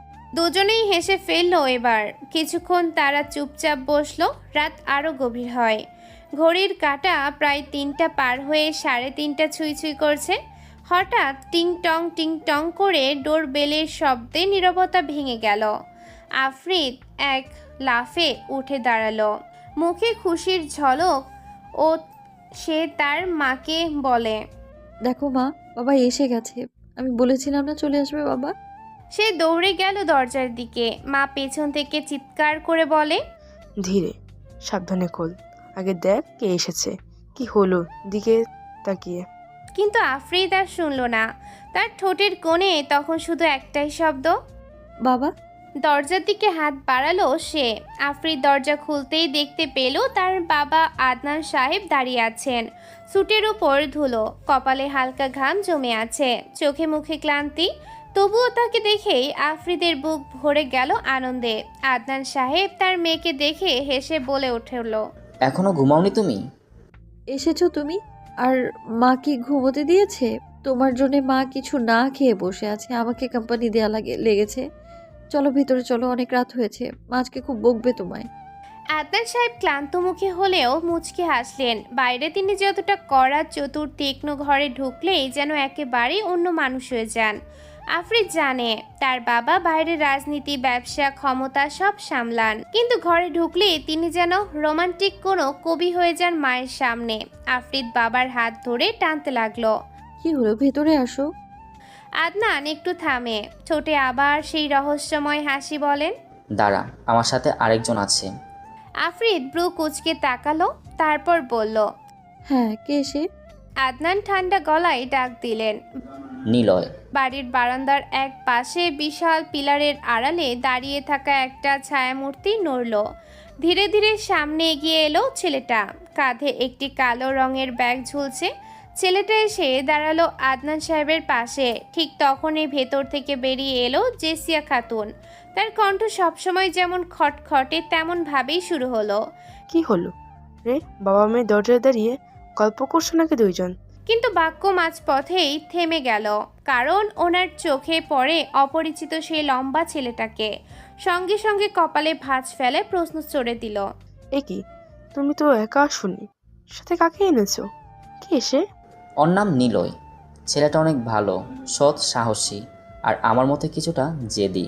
আসলে আজ আমি বডিগার্ড এজেন্সির সাথে দেখা করতে যাচ্ছিলাম, কিন্তু ঢাকার ব্যস্ত রাস্তার ফুটপাতে ছেলেটার সাথে হঠাৎ দেখা হলো। দেখলাম খুরশেদের লোকদের দারুণ সাহসিকতার সাথে পিটিয়েছে। কথাবার্তা বলেও বুঝলাম তার ভিতরে সততা আছে। মনে হলো আমার মেয়ের এই বাড়ির নিরাপত্তার জন্য এর চেয়ে ভালো কাউকে খুঁজে পাবো না, তাই ওকে নিয়ে এসেছি। আদনানের এক নাগাড়ে বলা কথাগুলো শুনে মা মেয়ে দুজন অবাক হয়ে গেল, কারণ আদনান সাহেব একরকম হুট করে কোনো সিদ্ধান্ত নেন না। বিশেষ করে ঘরে কাউকে আনার ব্যাপারে তিনি সব সময় সতর্ক। মানুষ চড়াতে তার জুড়ি নেই, আর মানুষ চেনাই ভুল তার হয় না। জেসিয়া একটু বিরক্ত হলেও কিছু বলে না, শুধু নিঃশব্দে তাকিয়ে থাকে নিলয়ের দিকে। আফ্রিদও তাকালো। প্রথম দেখাতেই ছেলেটাকে এক কথায় বলা যায় চোখে পড়ার মতো। ছেলেটা লম্বা, অন্তত 6 ফুটের বেশি, শরীরের গঠন অ্যাথলেটিক, কিন্তু অযথা ফোলানো পেশির মতো না, বরং শক্ত প্রশিক্ষিত মনে হয়। চোখ দুটো কালো, গভীর, যেন ভেতরে অনেক কিছু লুকানো আছে। তার মধ্যে অদ্ভুত শান্ত স্বভাবের ছাপ। আদনান ভেতরে ঢুকতে ইশারা করে। সবাই একসাথে ড্রয়িং রুমে এসে বসলো। আফ্রিদ প্রথমেই ভেঙচি কেটে তার বাবাকে বলল, বডিগার্ড এনে দিলে, তাহলে বুঝি কাল থেকে আমি কোনো প্রিন্সেস হয়ে গেলাম? আদনান সাহেব গা থেকে ঘামে ভেজা জামাগুলো খুলতে ব্যস্ত। এই ফাঁকে আফ্রিদের কথায় নিলয় মৃদু হেসে বলল, প্রিন্সেস তো ছিলেনই, এখন শুধু পাহারাদার পেলেন। জেনিয়া ব্রু উঁচু করে। ছেলেটার প্রথম কথায় বেশ শালীন, ভদ্র, আবার খানিকটা মজাও আছে। মায়ের মুখে কোনো উত্তর এলো না, কিন্তু মনে মনে স্বীকার করে ছেলেটা বেশ স্মার্ট। আচ্ছা, তুমি কি সবসময় আমার সাথে থাকবে? হ্যাঁ, যতদিন দায়িত্বে আছি। বাবা, কতদিন থাকবে সে? সেরকম হলে সারা জীবন। কি বডিগার্ড আনলে নাকি মেয়ের জামাই আনলে? হ্যাঁ, সারা জীবনে মানে কি? জেসিয়ার কথায় সবাই চুপ হয়ে গেল। নিলয় কিছু বলল না, তবে মুহূর্তেই ঘরে চাপা একটা হাসি ছড়িয়ে পড়ল। আদনান হাসে, জেসিয়াও হাসে। আফ্রিদ চোখ বড় বড় করে তাকালো, তারপর মজা করে বলে উঠল, ও, তাহলে তো ছেলেটা শুরু থেকে সিরিয়াস। হ্যাঁ, কারণ দায়িত্ব মানে সিরিয়াসনেস, আর দায়িত্ব যদি হয় কারো নিরাপত্তা, সেটা কখনো হালকা করে দেখা যায় না। দেখলে, আমি বলেছিলাম না ছেলেটা আলাদা। তুমি কি পড়াশোনা করছো বাবা? পড়াশোনা শেষ প্রায় আমার। যশোর থেকে এসেছি আমি, সেখানেই সব কিছু শেষ আমার। তারপর জীবন আমাকে অন্যদিকে টেনে নিয়েছে, তবে বই পড়া এখনও ছাড়িনি। মানুষকে বোঝা, চিনতে শেখা, এটাও এক ধরনের শিক্ষা। জেসিয়া তাকিয়ে থাকে। মনে হলো তার চোখে কিছুটা প্রশংসা, কিছুটা কৌতূহল জমছে। আফ্রিদ এবার সোজা হয়ে বসে বলল, তাহলে তুমি এখন থেকে আমার শ্যাডো, ওকে? সবসময় পেছনে পেছনে ঘুরবে, তাই তো? হ্যাঁ, তবে শুধু পেছনে না, সামনে থেকেও ঢাল হয়ে দাঁড়াতে হবে। আফ্রিদ চুপ করে গেল। তার চোখে হালকা বিস্ময়। কোনো অচেনা ছেলে প্রথম দেখায় এতটা আত্মবিশ্বাসীভাবে, এতটা ভদ্রভাবে কথা বলবে, এটা সে আশা করেনি। আদনান চেয়ার থেকে উঠে দাঁড়ালো, তারপর বলল, ঠিক আছে, আজ থেকে তুমি এখানেই থাকবে, তোমার থাকার ব্যবস্থা করব। জি, আমি চেষ্টা করব আপনাদের আস্থা রাখতে। ঘরে হালকা একটা নীরবতা নেমে এলো। সবাই যেন মনে মনে নতুন অতিথিকে বিচার করছে। আফ্রিদ হেসে মায়ের দিকে তাকিয়ে ফিস ফিস করে বলল, দেখো মা, নতুন বডিগার্ড আসলেই তো একদম সিনেমার হিরোর মতো। জেসিয়ার চোখ পাকালেও মুখে চাপা হাসি খেলল। রাত গভীর হয়ে থাকে, কিন্তু নিলয়ের আগমন যেন এই বাড়িতে এক নতুন অধ্যায়ের সূচনা হলো। সেই রাতে অবশেষে সবাই একসাথে ডাইনিং টেবিলে বসলো। বিরাট টেবিলটা সাধারণত বেশ ফাঁকাই থাকে। আদনান সাহেব প্রায় বাইরে থাকেন। আফ্রিদ কলেজের কারণে কখনো ব্যস্ত থাকে, আর জেসিয়া রেগে গিয়ে অনেক সময় আলাদাভাবে খেয়ে নেয়। কিন্তু আজকে অদ্ভুতভাবে টেবিলে এক ধরনের পূর্ণতা এসেছে। টেবিল সাজানো হয়েছে জমকালোভাবে। গরম গরম ভাত, মুরগির রোস্ট, শুটকির ভর্তা থেকে শুরু করে জেসিয়ার হাতে বানানো পায়েস পর্যন্ত সবই আছে। আফ্রিদ মুচকি হেসে তার বাবার দিকে তাকালো। বাবা, দেখো, আজকে মা এত রকম খাবার করেছে তোমার জন্য। তুমি তার মেয়েকে ঠিক মতো বাড়িতে পৌঁছে দিয়েছিলে বলে। চুপ করো, মেয়ে মানুষ, মুখ থেকে কিছু লুকানো যায় না। খাবারগুলো অনেক সুন্দর লাগছে আন্টি, সত্যি বলছি। এমন আয়োজন আমি অনেক দিন দেখিনি। আসলে মা বাবা নেই তো, তাই হয়তো এত খাবার কখনো দেখবো ভাবিনি। এই কথাটাই যেন জেসিয়ার মন গলিয়ে দিল। তিনি ভেতরে ভেতরে খুশি হলেও মুখে কোনো প্রশংসা প্রকাশ করল না, শুধু প্লেটে ভাত তুলে দিল নিলয়ের। খাওয়ার সময় আদনান সাহেব কিছুই বলল না। তিনি চুপচাপ খাচ্ছিল, তবে চোখে মুখে বোঝা যাচ্ছিল তিনি পরিবারের সঙ্গে বসে খাওয়ার আনন্দ উপভোগ করছে। আফ্রিদ অবশ্য চুপ করে থাকার মেয়ে না, নিলয়ের দিকে তাকিয়ে একের পর এক প্রশ্ন করতে লাগলো। আচ্ছা বাবা, বডিগার্ড ছেলেটা যদি তোমার মেয়েকে নিয়ে পালিয়ে যায়? আবার খুঁজে আনবো। চুপচাপ খা তো। নিলয় মৃদু হাসি দেয়, বুঝতে পারে আফ্রিদ মেয়েটা বেশ অন্যরকম। জেসিয়ার কানের কাছে মুখ এনে আফ্রিদ বলে, মা দেখছো, ছেলেটা খুব সিরিয়াস টাইপ। যা বললাম ছেলেটা বুঝেছে। আমি তার চিন্তা ভাবনা জানতে চাচ্ছি, কোনো উত্তর দিল না সে। তুই আবার কোনো দুষ্টুমি করবি না, ছেলেটার দায়িত্ব আছে। খাওয়া শেষে সবাই যখন উঠে গেল, আদনান সাহেব নিলয়কে নিয়ে বাড়ি ঘুরে দেখালেন। তারপর তার জন্য একটি ঘর ঠিক করা হলো, আফ্রিদের পাশের ঘর। ঘরটা ছোট হলেও পরিষ্কার পরিচ্ছন্ন, জানালা দিয়ে চাঁদের আলো আসছিল। নিলয় ব্যাগটা রেখে বসলো বিছানার এক পাশে। নতুন শহর, নতুন মানুষ, নতুন কাজ, সব কিছুই যেন শুরু হচ্ছে নতুন করে।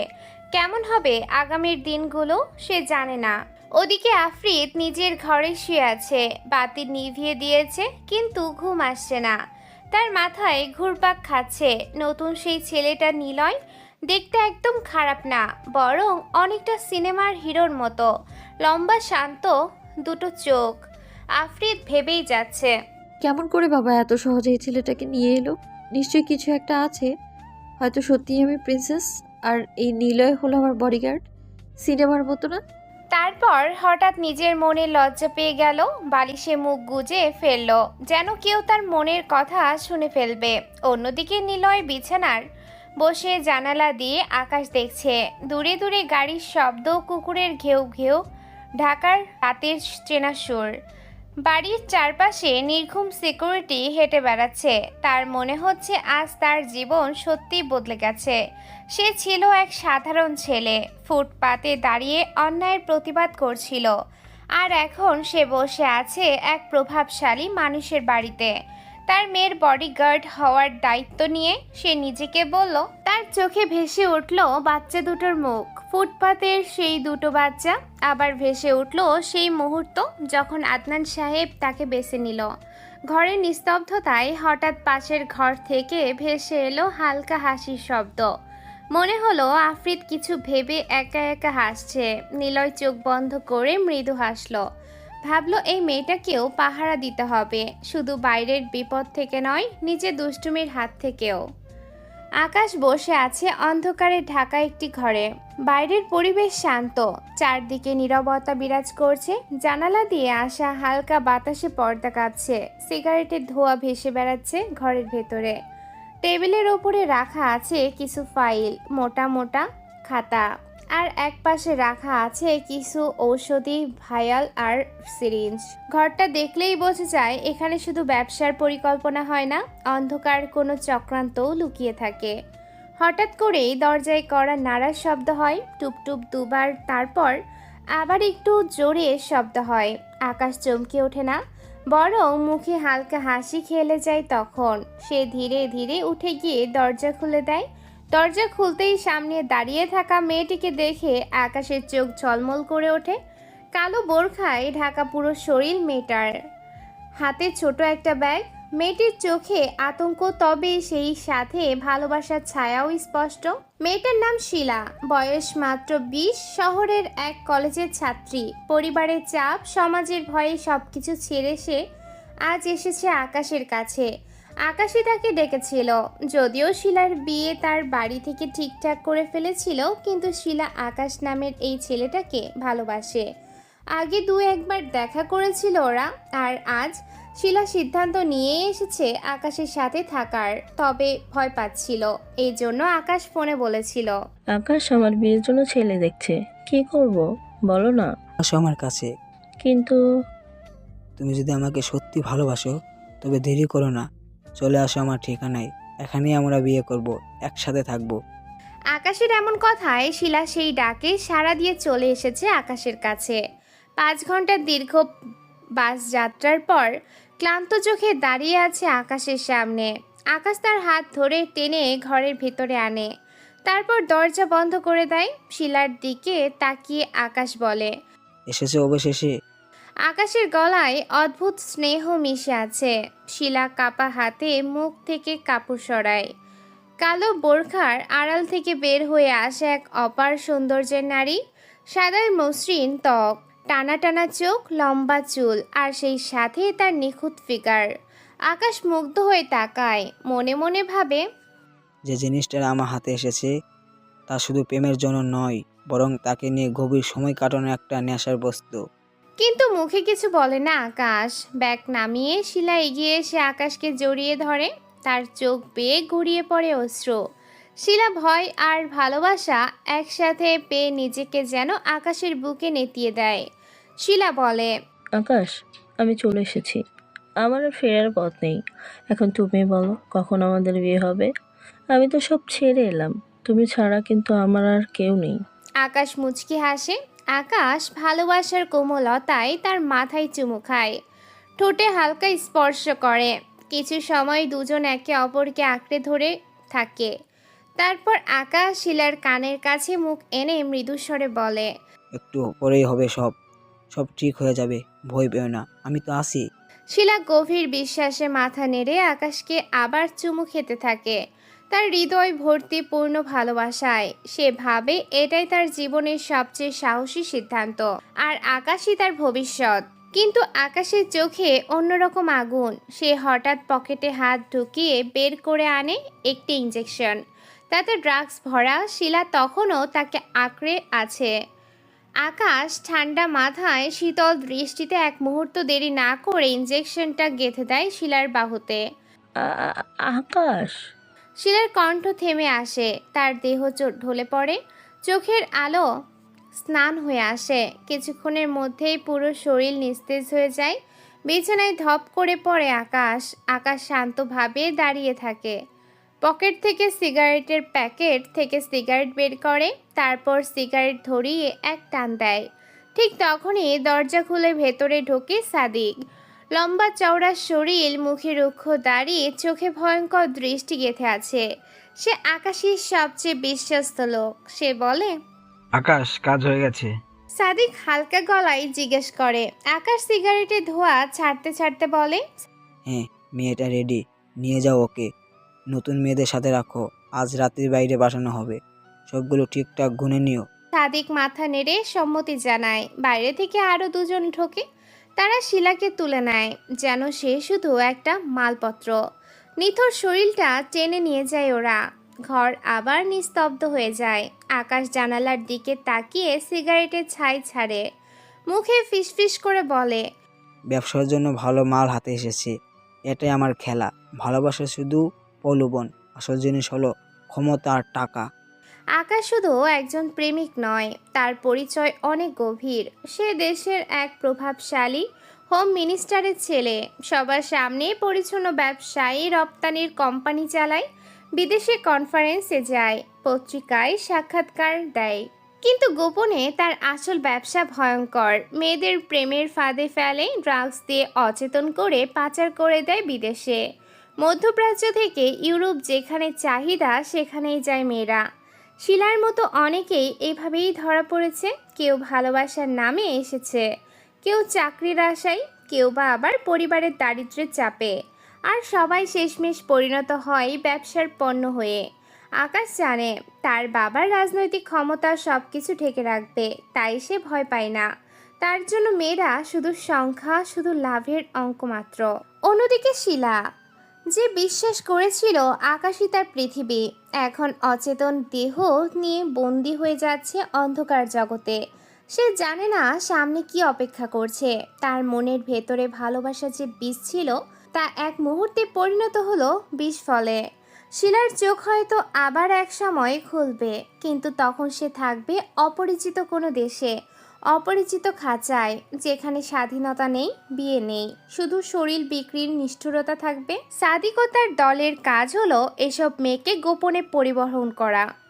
তারা বিশেষ বাড়িতে মেয়েদের আটকে রাখে, যেখানে দিন রাত পাহারা থাকে। সেই বাড়িতে আছে আরও অনেক শিলার মতো মেয়ে। কেউ কাঁদছে, কেউ বোবা হয়ে গেছে, কেউ বা মৃত্যুর অপেক্ষায়। রাত হলে গাড়ি আসে, কালো কাচ ঢাকা প্রাইভেট কারে বা ট্রাকে করে মেয়েদের তুলে নিয়ে যাওয়া হয়। সবকিছু এত পরিকল্পিত যে বাইরে কেউ কিছু আঁচ করতে পারে না। আকাশ জানে এই ব্যবসা তার জন্য শুধু টাকার উৎস নয়, ক্ষমতারও হাতিয়ার। যারা বিদেশে মেয়েদের সরবরাহ করে তাদের সঙ্গে তার বড় বড় সিন্ডিকেটের সম্পর্ক। টাকা আসে ডলার হয়ে কোটি কোটি তার বাবার প্রভাবের কারণে। পুলিশ কখনো এসব স্পর্শ করতে পারে না, পত্রিকায় কোনো দিনও এসব খবর আসে না। বরং মানুষ ভাবে আকাশ একজন সফল তরুণ উদ্যোক্তা, ভবিষ্যতের নেতা। কিন্তু আড়ালের গল্পটা শুধু সাদিক আর তার দলের লোকেরা জানে। তবে পত্রিকাতে আসে প্রতিনিয়ত নিখোঁজ হওয়ার খবর, কলেজ পড়ুয়া মেয়ে নিখোঁজ, এমন নিউজ রোজই ছাপা হয়। কিন্তু পুলিশ তার কোনো হদিশই খুঁজে পায় না। তাই আকাশের চোখে এভাবে শিলারা শুধু একটি সংখ্যা। কিন্তু প্রতিটি মেয়ের পেছনে আছে একটা পরিবার, একটা স্বপ্ন, একটা ভবিষ্যৎ। কেউ মায়ের একমাত্র মেয়ে, কেউ বাবার গর্ভ, কেউ ভাইয়ের স্নেহভাজন। কিন্তু সবকিছু ধ্বংস হয়ে যায় আকাশের অন্ধকার খেলায়। শিলার পরিবার হয়তো খুঁজতে থাকবে তাকে, থানায় যাবে, পোস্টার ছাপাবে, কিন্তু কোনো উত্তর পাবে না। কারণ আকাশের হাত অনেক লম্বা। রাত গভীর হয়, শহরের আলো ঝলমল করে। আকাশ তার কক্ষের জানালায় দাঁড়িয়ে নিচের রাস্তা দেখে, গাড়ি চলে যাচ্ছে, হর্ন বাজছে। চারিদিকে মানুষের জীবন স্বাভাবিকভাবে চলছে, কিন্তু সেই স্বাভাবিকতার আড়ালে লুকিয়ে আছে ভয়ঙ্কর এক দুনিয়া। আকাশ জানে আগামীকাল নতুন কেউ আসবে, নতুন কোনো শিলা, যে ভালোবাসার স্বপ্নে বিভোর হয়ে তার কাছে আসবে। আর সেই স্বপ্নকে আকাশ ভেঙে ফেলবে কয়েক মিনিটে, এক টুকরো সূচের খোঁচায়। কারণ আকাশের কাছে ভালোবাসা নেই, আছে শুধু ব্যবসা, শুধু লাভ, শুধু অন্ধকারের সাম্রাজ্য। আর আকাশের টার্গেটে থাকে সবসময় কলেজ পড়ুয়া মেয়েরা। সকালটা আজ অদ্ভুতভাবে শান্ত। ভোরের আলো আদনানের পুরো বাড়ি ভরিয়ে দিয়েছে। বাগানের গাছে বসা পাখিরা চিৎকার করে ডাকছে। দূর থেকে ভেসে আসছে মসজিদের মাইকে কোরআন তেলাওয়াতের শব্দ। আদনান সাহেব আজ অনেকটা আগে ঘুম থেকে উঠেছেন। সাধারণত তিনি রাত জেগে কাজ করেন বলে সকালে দেরি করে ওঠেন, কিন্তু আজ যেন হঠাৎ করেই ঘুম ভেঙে গেল। বিছানা ছাড়তেই দেখলেন টেবিলের ওপর সাজানো আছে এক কাপ গরম চা আর দিনের পত্রিকা। জেসিয়া খাতুন প্রতিদিনের মতোই সকালের আয়োজন করে দিয়েছেন। আদনান সাহেব চেয়ারে বসে পত্রিকা খুললেন। চা থেকে ধোঁয়া উঠছে, গন্ধটা মনকে শান্ত করছে। পত্রিকার শিরোনাম চোখে পড়ল। আদনান কয়েক মুহূর্ত সেই খবরের দিকে তাকিয়ে রইলেন। ব্রু কুঁচকে গেল। সমাজটা দিন দিন কোথায় যাচ্ছে, এই প্রশ্ন যেন তার চোখে ভেসে উঠল। এবার নিখোঁজ হলো সিরাজগঞ্জের এক দোকানির মেয়ে শিলা, বয়স কেবল 20, কলেজ থেকে বাড়ি ফেরেনি। তিনি পত্রিকাটা টেবিলে রেখে চায়ে চুমুক দিলেন। চিন্তার ভাঁজ পড়ল কপালে। ঠিক তখনই ঘরে প্রবেশ করল নিলয়। সাদা শার্ট পরে, কালো প্যান্টে, সাধারণভাবে তবে বেশ পরিপাটি। তার চোখে ভদ্রতা আর মুখে অদ্ভুত শান্ত ভাব। আদনান সাহেব তাকালেন, মাথা নেড়ে বসতে বললেন। নিলয় ভদ্রভাবে বসলো, কিন্তু চোখ হঠাৎই পত্রিকার পাতায় গিয়ে আটকে যায়। নিখোঁজের খবরটা তার চোখে পড়ল। কয়েক সেকেন্ড সে চুপ করে তাকিয়ে রইল। মনে হলো খবরটা তাকে নাড়া দিচ্ছে। ঠিক সেই সময় আদনান সাহেব ধীরে স্বরে বললেন, গাড়ি চালাতে পারো? হ্যাঁ পারি, শিখেছিলাম কলেজে থাকতে, কয়েকবার ড্রাইভ করেছি। গুড। আমার মেয়ে আফ্রিদের সব দায়িত্ব তোমার উপর। আজ থেকে তুমি শুরু হবে তোমার আসল কাজ। এই নাও গাড়ির চাবি। টেবিল থেকে গাড়ির চাবিটা তুলে নিলয়ের দিকে বাড়িয়ে দিল তিনি। নিলয় সম্মান দেখিয়ে হাত বাড়িয়ে চাবি নিল। মুখে ধীরতার দিক নিয়ে বললে, জি স্যার, আমি সাবধানে রাখবো ম্যামকে। আদনান গভীর দৃষ্টিতে ছেলেটার দিকে তাকিয়ে রইলেন।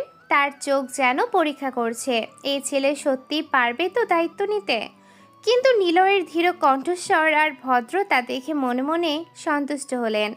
ঠিক তখনই ঘরে প্রবেশ করলো আফ্রিদ। আজকে যেন সে অন্য রকমই লাগছে। নীল রঙের কুর্তা, সাদা লেগিংস, কাঁধে ঝোলানো ব্যাগ আর ঠোঁটে হালকা লিপস্টিক। চুলগুলো সুন্দর করে সাজানো। পুরো মানুষটার মধ্যে তরুণীর আত্মবিশ্বাস ঝলমল করছে। নিলয়কে বলে, চলো আমি রেডি। তার কণ্ঠে সেই চিরচেনা উদ্দীপনা। আদনান চায়ের কাপে চুমুক দিয়ে তাকালেন, তারপর বলল, সাবধানে যেও। তোমাকে ছাড়া তো আর কোথাও যাই না, চিন্তা করো না বাবা। এবার নিলয় দ্রুত উঠে দাঁড়ায়, হাতে গাড়ির চাবি। সে এগিয়ে গেল আফ্রিদের সাথে। গাড়িটার রং কালো, নতুন ধাঁচের ভেতরে এয়ার কন্ডিশন। ড্রাইভারের আসনে বসলো নিলয়, আফ্রিদ যাত্রী আসনে। সে খুশি মনে আয়নায় নিজের মুখ একবার দেখে নিল। গাড়ি ধীরে ধীরে গেট পেরিয়ে বের হয়। কিছুক্ষণ নীরবতা, শুধু ইঞ্জিনের শব্দ আর রাস্তায় মানুষের কোলাহল। আফ্রিদ হঠাৎ বলল, তুমি গাড়ি চালাতে জানো ভেবেই অবাক হচ্ছি আমি। বাবাকে তো দেখি কাউকে সহজে বিশ্বাস করে না। তোমার হাতে চাবি দিল মানে তুমি কিছু একটা হয়েছো তার কাছে। আমি শুধু আমার দায়িত্ব পালন করছি। আপনার বাবা আমাকে বিশ্বাস করেছেন, এটাই আমার জন্য যথেষ্ট। আফ্রিদ মুচকি হাসল। নিলয়ের কথা যেন তার কানে বাজে। সে বলে, তুমি সবসময় এত সিরিয়াস থাকো কেন? হাসতে জানো না? হ্যাঁ জানি। ওয়াও, অবশেষে হাসলে তাহলে। তারপর দুজনেই হেসে উঠল। গাড়ির ভেতর যেন এক ধরনের স্বস্তির পরিবেশ তৈরি হয়। কলেজ ক্যাম্পাস আজ বেশ জমজমাট। সকালবেলার ভিড়, ছাত্রছাত্রীদের দৌড়ঝাঁপ, গাড়ির হর্নে চারপাশ মুখরিত। গেটে ঢুকতেই গাড়ি থামালো নিলয়, মানে পার্কিং এরিয়াতে গাড়ি রাখলো। নিলয় আগে নেমে আফ্রিদের জন্য দরজা খুলে দেয়। গাড়ি থেকে নামলো আফ্রিদ, তার সাথে নামলো নিলয়ও। সোজা দাঁড়িয়ে গেল সে, যেন ছায়ার মতো পাশে থাকার জন্য প্রস্তুত। তখনই চারপাশের মেয়েদের চোখে পড়ল নতুন ছেলেটা, বিশেষ করে আফ্রিদের বান্ধবীরা তাকিয়ে থাকে সেদিকে। ছেলেটা লম্বা, সুদর্শন, গায়ের রং ফর্সা, চেহারায় অদ্ভুত এক শান্ত ভাব, একেবারে সিনেমার হিরোর মতো। মেঘা, বৃষ্টি, সাজিম, শুভ এগিয়ে আসে আফ্রিদের দিকে। কিরে দোস্ত, তুই ভার্সিটিতে আসবি জানালি না কেন? কেন রে, তোরাও তো জানাস না। থাকুক, বজ্জাত ভেবেছিল তুলে নিয়ে বিয়ে করবে। কত বড় সাহস! নিলয়ের দিকে সবাই তাকায়। আফ্রিদ হেসে বলে, আর বলিস না, কালকের অমন ঘটনার পর বাবা সারাটা সময় বডিগার্ড খুঁজে বেরিয়েছে। শেষে মাঝরাতে ছেলেটাকে বাসায় আনে, বডিগার্ড হিসেবে লাগিয়ে দিয়েছে। সবাই তাকায় আবার নিলয়ের দিকে। এমন সুদর্শন ছেলেকে বডিগার্ড করা যায় নাকি? তোরা কি থামবি? কিছু ছেলে হিংসে ভরে তাকালো, আবার কত মেয়েরা এক রকম ক্রাশ খেলো। কেউ কেউ লুকিয়ে ছবি তুলতে লাগলো। আফ্রিদ হেসে নিলয়কে বলল, দেখছো, তুমি এখন পুরো ক্যাম্পাসের সেলিব্রিটি হয়ে গিয়েছো। নিলয় মৃদু হাসলো, কিছু বলল না। তার চোখ সবসময় চারপাশে ঘুরছে, কোথাও কোনো বিপদ আছে কিনা খুঁজছে। এমন সময় আফরাজ আর তার বন্ধুরা আসে আফ্রিদের সামনে। আফরাজ এসে আফ্রিদের হাত ধরে বলে, শোনো আফ্রিদ, তোমাকে ভালোবাসি বলে খারাপ কিছু করিনি। এবার যদি তোমাকে আবার নিয়ে যেতে পারি, বিয়ের আগেই তোমাকে প্রেগনেন্ট করব। আফরাজ, ফালতু কথা বলবো না একদম। হাত ছাড়ো বলছি। তোমার এসব কথা শোনার সময় নেই আমার। কেন নেই? বিয়ে করতে চেয়েছিলাম, তুমি না কেন করে দিছো আমাকে? কি কমতি আছে আমার তোমাকে? আমার ম্যাম বলেছে হাতটা ছেড়ে দিতে। হাত ছাড়ো। একটা গম্ভীর কণ্ঠ শুনতে পায় আফরাজ। ঘুরে তাকিয়ে দেখে একটা ছেলে দাঁড়িয়ে আছে। আফরাজের থেকে একটু লম্বা ছেলেটা, সে নিলয়। নিলয়কে দেখে আফরাজ আরও শক্ত করে আফ্রিদের হাত ধরল। আফ্রিদ হাত ছাড়ানোর চেষ্টা করে নিলয় এগিয়ে আসে। কি ব্যাপার, মালটা কে রে? পরিচয়টা না হয় সময় হলেই জানবে। আমার কাছে লাস্ট ওয়ার্নিং বলে কিছু নেই। হাত ছাড়তে বলেছি, ছাড়োনি। নিলয় এগিয়ে এসে আফরাজের হাত অনেক জোরে চেপে ধরে, যেন রক্ত চলাচল বন্ধ হয়ে যাবার মতো অবস্থা হয়। সে দ্রুত আফ্রিদের হাত ছেড়ে দেয়। আফরাজ অবাক হয়। নিলয়ের হাত ধরার কৌশল যেন কোনো সাধারণ কারোর মতো নয়। তারপর আফ্রিদ এগিয়ে আসে আফরাজের দিকে, তাচ্ছিলের একটা হাসি দিয়ে বলে, ভালোভাবে বলেছিলাম না হাত ছাড়তে। আফ্রিদ ওর বন্ধুদের সাথে ক্লাসের দিকে এগিয়ে যায়। নিলয়ও যাবে, এমন সময় আফরাজের বন্ধু শাহিন নিলয়ের কাঁধ ধরে রাখে। কোথায় যাচ্ছিস? তোর সাথে কথা আছে।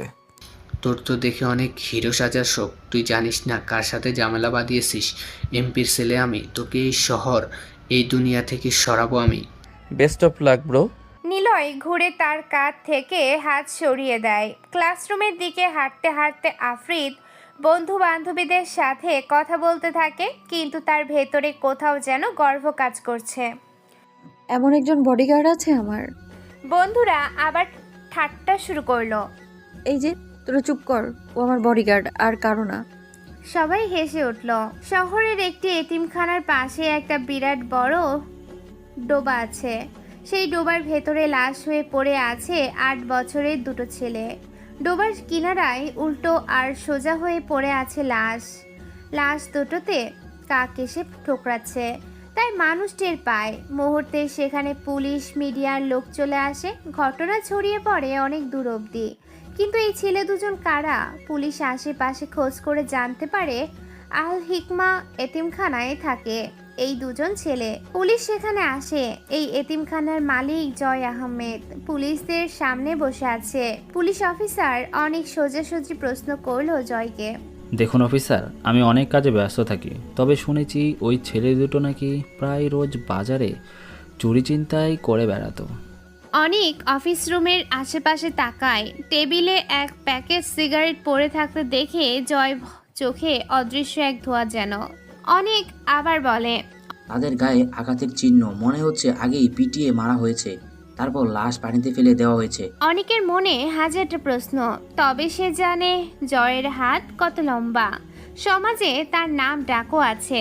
জয় বলে, ওই যে বললাম না, ওদের নামে চুরি চিন্তায় নানা কমপ্লেন আসতো, হয়তো জনতা মারধর করেছে। আমি এসব জানি না, কেন মেরেছি ঠিক জানি না, তবে যতদূর মনে হচ্ছে ওরা এখানে অনেকের সাথে ঝামেলা করতো। একদিন শাস্তি দিয়েছিলাম। আপনার এতিমখানায় ছেলেরা মরল, আপনি খোঁজ রাখলেন না? খোঁজ তো নিয়েছি, আপনি এখন আসতে পারেন, আমার একটা কাজ আছে, যেতে হবে। ঠিক আছে, পরে আবার আসবো। জয়ের কথায় অনেক চলে যায় সেখান থেকে। জয় ডাক দেয় ওর লোক রাফিকে। রাফি এগিয়ে আসে। রাফির গালে কষে একটা চড় মেরে বলে, চোরের বাচ্চা, তোদেরকে বলেছিলাম না লাশ দুটো শহরের বাইরে ফেলতে, এখানে ফেলেছিস কেন? ভাই, ভুল হয়ে গেছে। তোর ভুল তোর মায়ের গুজে দেব শালা খানকি পোলা। এমনিতে ওই দুটো ছেলের জন্য আমার 20 লাখ টাকার ড্রাগস ধরা পড়েছে, তোদের সব কটাকে যে কি করব। জয় পাগলের মতোই ঠাসা কণ্ঠে বলল কথাগুলো। জয় টেবিলের ওপর থেকে সিগারেটের প্যাকেট থেকে সিগারেট বের করে আগুন জ্বালালো। কোমর থেকে পিস্তল বের করে কপালের সাথে ঘষতে ঘষতে বলে, মাল রেডি কর, এইবার রাত নয় দিনের বেলায় ভিক্ষুক করা ছেলেদের মধ্যে বর্ডারে মাল পৌঁছে দিতে হবে। আমি দেখছি ওই 2 ছেলের বিষয়। জয় পিস্তলটা কোমরে গুজে চলে যায় সেখান থেকে।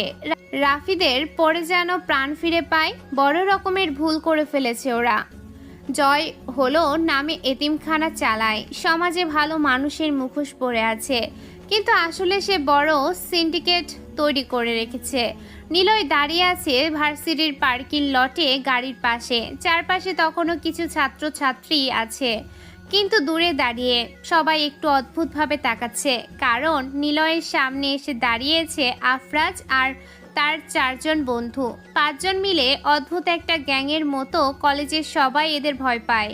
আফরাজ 2 হাত কোমরে দিয়ে দাঁড়িয়ে নিলয়কে কটমট করে তাকিয়ে বলে উঠল, আফ্রিদের চামচা, আজকে তোকে এখানে মারতে এসেছি, দেখি তোর গায়ে কত জোর আছে। কথাগুলো শুনে নিলয়ের চোখে এক ফোঁটা পরিবর্তন দেখা গেল না। মুখে কোনো রাগ নেই, কোনো ভয় নেই। সে স্থির দৃষ্টিতে আফরাজকে দেখছে। মনে হচ্ছে যেন ছেলেটা কথা না বলে চোখ দিয়েই বুঝিয়ে দিচ্ছে, আমি লড়াই করার জন্য এখানে দাঁড়াইনি, কিন্তু দরকার হলে পিছিয়েও যাব না। নিলয় ভেতরে ভেতরে জানে তার কাজ আফ্রিদকে নিরাপদ রাখা। নিজের জন্য সে ঝগড়া করতে আসেনি, তবে সে এটাও জানে যদি কেউ আফ্রিদকে কটাক্ষ করে বা ওর নাম টেনে কিছু বলে, তখন সে নিশ্চুপ বসে থাকবে না। আফরাজ গলার স্বর আরও উঁচু করে বলল, কিরে চুপ মেরে আসিস কেন? ভয় পেয়ে গেছিস? আফ্রিদকে বডিগার্ড দিয়ে কি আমরা থেমে যাব ভেবেছিস? আজকে তোকে শিখিয়ে দেবো আফ্রিদের কাছে থাকার মানে কি। আমি ওকে ভালোবাসি, বিয়ে করবই, আমার সামনে কিছুই বাধা হয়ে থাকবে না। তার লোকদের দিকে তাকিয়ে ইশারা করতেই 2 জন এগিয়ে এলো। তারা নিলয়ের গায়ের দিকে ধাক্কা দিতে গেল, কিন্তু নিলয় এতটাই ঠান্ডা মাথায় দাঁড়িয়ে আছে যেন কিছুই হয়নি, ধাক্কা খেয়েও টলেনি। বরং নিঃশব্দে তাদের চোখের দিকে তাকালো। দূরে দাঁড়িয়ে থাকা ছাত্রছাত্রীরা গুঞ্জন করছে, কেউ বলছে ছেলেটা স্ট্রং, আফরাজকে তো সবাই চিনে, ওর হাতে পড়তে অনেক ছেলেই একেবারে হাসপাতালে গেছে।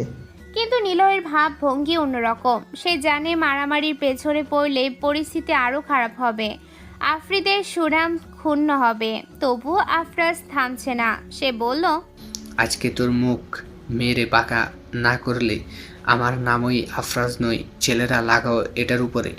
চারিদিক থেকে চারজন এগিয়ে এলো। একজন ঘুষি ছুড়ল নিলয়ের দিকে। নিলয় পাশ কাটিয়ে সরে যায়। আরেকজন পেছন থেকে লাথি মারতে গেল।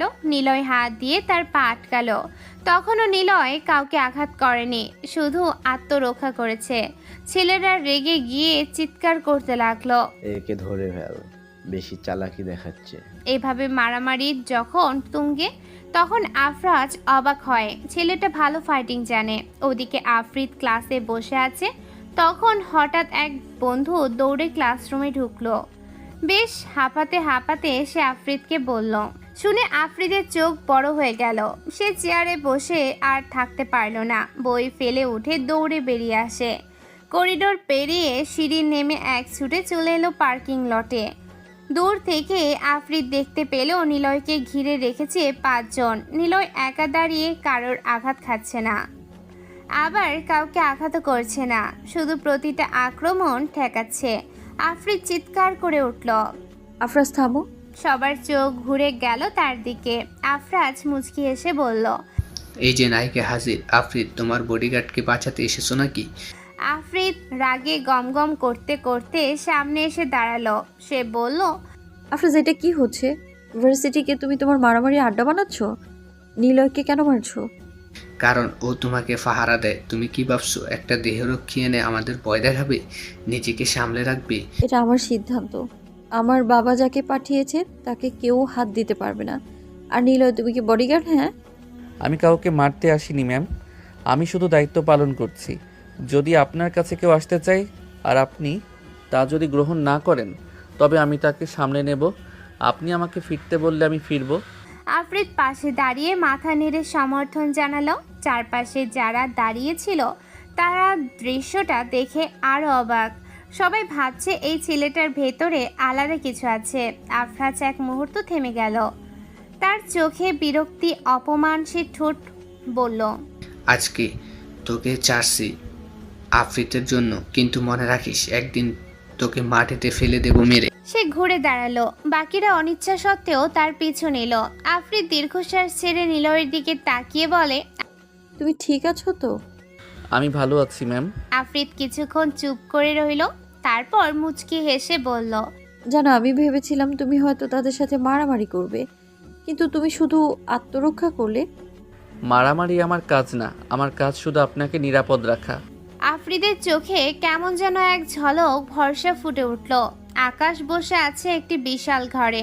ঘরটা দেখতে যেন কোনো 5 তারকা হোটেলের কনফারেন্স রুম। চারপাশে ঝাড় বাতির আলো, মেঝেতে নরম কার্পেট বিছানো, দেয়ালে আধুনিক চিত্রকর্ম ঝুলছে। কিন্তু সেই চাকচিক্যের আড়ালে লুকানো আছে এক ভয়ঙ্কর অন্ধকার। সামনে লম্বা টেবিল ঘিরে বসা 10 জন যুবক। তারা সবাই সুদর্শন, পরিপাটি পোশাক পরা। কারোর চোখে চশমা, কারোর হাতে দামি ঘড়ি, কিন্তু তাদের হাসির আড়ালে লুকিয়ে আছে পাপের ইতিহাস। প্রত্যেকে আকাশের দলের সদস্য। প্রায় 3 বছর হলো তারা আকাশের হয়ে কাজ করছে। কলেজ, ভার্সিটি, ক্লাব, ফেসবুক, যেখানেই সুযোগ পায় মেয়েদের ফাঁদে ফেলে নিয়ে আসে এই ছেলেরা। টেবিলের ওপরে সাজানো খাম, প্রতিটি খামের ভেতরে আছে মাসিক বেতন, সাথে ছোট ছোট কালো রঙের বক্স। আকাশ ধীরে ধীরে দাঁড়িয়ে সবার দিকে তাকায়, হাতে সিগারেট, আঙুলে দামি আংটি পরা। সে আগুন ধরিয়ে টান দেয়, তারপর ধোঁয়া ছেড়ে গম্ভীর কণ্ঠে বলে। ছেলেরা মাথা নেড়ে জি স্যার বলে। কারোর মুখে লোভের হাসি, কারোর মুখের ভয়ের ছাপ স্পষ্ট। আকাশ আবার বলতে থাকে, বাইরের কান্ট্রিতে দেশি মেয়েদের চাহিদা প্রচুর। বিদেশিরা ভাবে আমাদের মেয়েরা সুন্দর, সরল, গুণগত, আর ওদের বিক্রি করে আমি কোটি কোটি টাকা কামাচ্ছি। তোমরা তোমাদের মতো করে মেয়ে পটিয়ে আনো। বক্সের নতুন 1 বছরের জন্য যতগুলো সিম দরকার সব আছে। আলাদা নাম্বার ব্যবহার করবে যেন কেউ ধরতে না পারে। আর একটা শর্ত, ধরা পড়লে তোমরা আমাকে চিনো না, আমিও তোমাদেরকে চিনি না। মনে রেখো, তোমরা কখন কি করো, এমনকি বাথরুমে কি সাবান ব্যবহার করো, সেটার খবর আমি জানি। তাই কেউ চালাকি করার চিন্তাও করবে না। ঘরের ভেতর নীরবতা নেমে আসে, শুধু সিগারেটের ধোঁয়া ভাসে। সবাই বলে মাথা নাড়ায়। আকাশ এবার মাথা ঘুরিয়ে বলে, সাদিক কাকা, সবাইকে বের করে দাও। সাদিক এগিয়ে আসে, লম্বা দেহ, কড়া মুখাবয়ব। সে আকাশের সবচেয়ে বিশ্বস্ত লোক, একরকম ছায়ার মতো তার পাশে থাকে। সাদিক হাত নেড়ে সবাইকে বের হতে বলে। একে একে ছেলেরা খাম আর বক্স নিয়ে ঘর থেকে বেরিয়ে যায়। ঘরে শুধু আকাশ আর সাদিক বসে। আকাশ চেয়ারে হেলান দিয়ে সিগারেট টানে, তারপর গলা নামিয়ে বলে, আফরাজকে বলেছিলাম নতুন মেয়ে পটিয়ে আনতে, সে কি করেছে? সাদিক ধীর কণ্ঠে উত্তর দেয়, স্যার, আফরাজ আদনান সাহেবের মেয়েকে ভালোবেসে ফেলেছে। মেয়েটার সাথে সিরিয়াস হয়ে পড়েছে। আমাদের কাজ এখন একটু ধীরে করছে। ও আচ্ছা, আফরাজের সাথে পরে কথা বলবো। ভালোবাসা আর কাজ একসাথে চলে না। কাকা, তুমি নতুন ছেলে খুঁজে বের করো ভার্সিটিতে। এমন ছেলে চাই যার প্রথম দেখাতে মেয়ে পড়বে। ঠিক আছে, আমি 2-1টা ছেলেকে নজরে রেখেছি, তাদের দিয়ে টেস্ট করিয়ে নেব। যাদের কথায় মেয়ে গলে যায় তারাই আমাদের কাজের লোক। আকাশ সাদিকের কথা শুনে তৃপ্তির হাসি হেসে বলে, এটাই চাই। আমাদের দরকার টাকা। আমি যাই মসজিদে টাকা দান করি। আমি কিছুই করি না, সবই উপরওয়ালার ইশারা। উনি যা দেন আমি তা দান করি। আল্লাহর পথে দান করতে হয়। আর হ্যাঁ, কাজ শেষে নামাজ পড়তে ভুলবে না। সাদিকও হেসে বলে, স্যার, আল্লাহর নাম আমাদের ঢাল। মানুষ ভাবে আমরা খোদাভীরু, অথচ আমরা পৃথিবীর সবচেয়ে বড় খেলোয়াড়। দুজনের হাসি মিশে যায়। আকাশ হঠাৎ দাঁড়িয়ে জানালার দিকে যায়। বাইরে দূর সূর্যাস্তের আলো ঝলমল করছে। সে হালকা গলায় বলতে থাকে, মানুষ ভাবে আমি শুধু ব্যবসায়ী, তারা জানে না আসল ব্যবসা কি। আমি প্রতিদিন মসজিদে টাকা দান করি, গরিবের হাতে ভাত তুলে দিই। সবাই ভাবে আমি আল্লাহর পথে দান করি, অথচ আমি যা করি সবই আল্লাহর ইশারা। উনি দেন, আমি দান করি। মানুষ আমাকে সাধু ভাবে, কিন্তু আসলে আমি কে তা কেউ জানে না। সাদিক দাঁড়িয়ে থাকে। আকাশ হঠাৎ হাতে ধরা রিমোট চাপে। সামনের দেয়াল জুড়ে বিশাল স্ক্রিনে ভেসে ওঠে একটি ঘর। ক্যামেরার ভেতরে দৃশ্য। রুমের মধ্যে গাদাগাদি করে বসে আছে প্রায় 30 জন মেয়ে। কারো বয়স 18, কারো কারো আবার 20-এর বেশি না। অনেকেই কান্নায় ভেঙে পড়েছে, কেউ চিৎকার করছে, কেউ দেয়ালে মাথা ঠুকছে। তাদের চোখে আতঙ্ক, শরীরে ক্লান্তি, যেন সবাই জীবন্ত কবরের মধ্যে বন্দী। দেখছো কাকা, ওরা সবাই এখন আমার জালে বন্দি। শীঘ্রই বিদেশে যাবে ওরা। সেখানে ওদের শরীর বিক্রি হবে ডলার আর রিয়ালে। আকাশ জোরে হেসে ওঠে। সেই হাসিতে আছে হিংস্রতা, নিষ্ঠুরতা, যেন সে কোনো মানুষ না, রক্তচোষা দানব। ঠিক তখন বাইরে ভেসে আসে আজানের ধ্বনি। আকাশের মুখ এক মুহূর্তে গম্ভীর হয়ে যায়। সে পকেট থেকে একটি সাদা টুপি বের করে মাথায় পরে, তারপর ড্রয়ার থেকে তসবিহ তুলে নেয় হাতে। চলো কাকা, নামাজ পড়তে যাই। আল্লাহর কাছে কৃতজ্ঞতা প্রকাশ করতে হবে। মনে রাখবে, নামাজ, রোজা, যাকাত এগুলো আমাদের ধর্ম। আকাশের কথা শুনে সাদিক মাথা নিচু করে দাঁড়িয়ে থাকে। আকাশ দরজার দিকে এগিয়ে যায়। এক হাতে তসবিহ, মাথায় টুপি, ঠোঁটে কোরআনের আয়াতের মতো শব্দ ফিসফিস করছে। ঘরের ভেতরের টেবিলে এখনো পড়ে আছে সিগারেটের আধা খাওয়া অংশ আর খামের টাকা আর খালি বক্স। আর স্ক্রিনে এখনো কাছে মেহরা, যাদের জীবনের আলো নিভে গেছে, কিন্তু দুনিয়ার কাছে সবকিছু ঢাকা পড়ে আছে আকাশের ভণ্ডামির আবরণে। আকাশের জীবনে এটাই আসল বৈশিষ্ট্য। বাইরে সে দানশীল, ধর্মপ্রাণ, ব্যবসায়ী যুবক। সংবাদপত্রে তার ছবি ছাপা হয়, মসজিদের ইমাম তার নাম নিয়ে দোয়া করে। কিন্তু অন্দরমহলে সে হচ্ছে মানব পাচারকারী, ড্রাগস ব্যবসায়ী, মেয়েদের দেহকে পণ্য বানানো এক শয়তান। এই দুই মুখই তার অস্ত্র। একদিকে সমাজের চোখে সে সৎ, অন্যদিকে অন্ধকারে সে রাজা। স্ক্রিনে দেখা সেই ঘরের মেয়েরা দিন রাত বন্দি হয়ে থাকে। তাদের খাওয়ার জন্য দেয়া হয় ভালো ভালো খাবার, কিন্তু বাইরের বেরানোর সুযোগ নেই। কাছে মোবাইল নেই, কারোর সাথে যোগাযোগও নেই। অনেক মেয়েই ভেবেছিল প্রেমিকের ডাকে এসেছে, কেউ আবার চাকরির প্রতিশ্রুতিতে। আর এখন তারা বুঝতে পারছে সবই ছিল ফাঁদ। কিছু মেয়ে প্রতিদিন কাঁদতে কাঁদতে অবসন্ন হয়ে পড়ে, কেউ আবার চুপচাপ হয়ে গেছে, যেন নির্বাক মূর্তি, কিন্তু তাদের চোখে ভয়ের ছাপ সব সময় একই থাকে। আকাশ মসজিদের ভেতরে ঢোকে, পাশে সাদিক। মানুষজন ভিড় করে তার সাথে কর্মর্দন করতে, কারণ তারা জানে না আসল সত্য। ইমাম সাহেব তাকে সম্মানের আসনে বসান। আকাশ মাথা নিচু করে তসবিহ ঘোরাতে থাকে, যেন সে পৃথিবীর সবচেয়ে ধার্মিক মানুষ। কিন্তু সেই মুহূর্তে তার স্ক্রিনে দেখা মেয়েগুলো তাদের কান্না থেমে নেয়। তাদের চোখ এখনো সাহায্যের জন্য তাকিয়ে আছে। আকাশের ঠোঁটে আবারও হাসি খেলে যায়।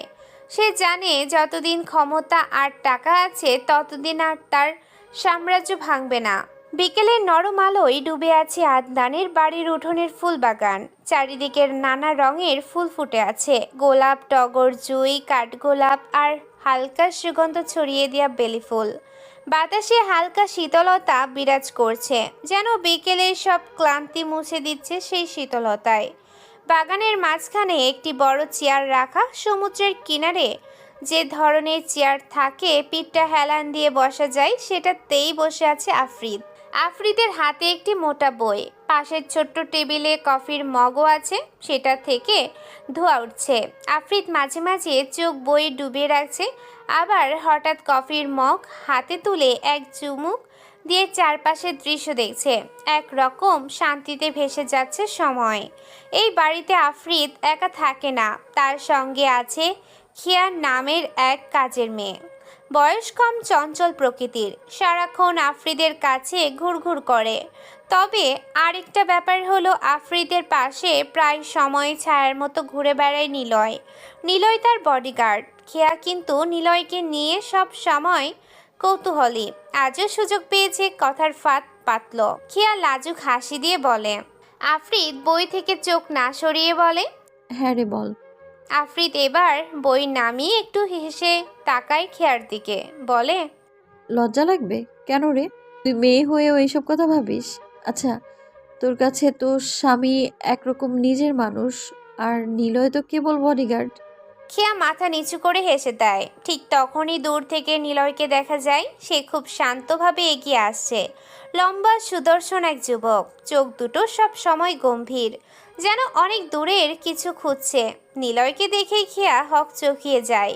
মুখটা সাথে সাথে ওড়না দিয়ে ঢেকে ফেলে, যেন অপরাধী হয়ে পড়েছে। তারপর আর দাঁড়াতে না পেরে ফস করে বলেই দেয়। কথাটা বলেই সেখান থেকে পালায় খেয়া। নিলয় কিছুটা এগিয়ে আসে আফরিদের দিকে। চেহারায় কোনো পরিবর্তন নেই। তার একটা অদ্ভুত অভ্যেস, সে কখনো সরাসরি আফরিদের দিকে তাকায় না। সব সময় যেন চোখ ফেরানো থাকে অন্যদিকে, অথচ ছায়ার মতো কাছাকাছি ঘোরে। আফরিদ আজকে সেটা বেশ খেয়াল করলো। এক মুহূর্তে দুষ্টু বুদ্ধি মাথায় এলো। সে মনে মনে ভাবলো, এই মানুষটা এত চুপচাপ কেন? আমার দিকে তাকায় না কেন?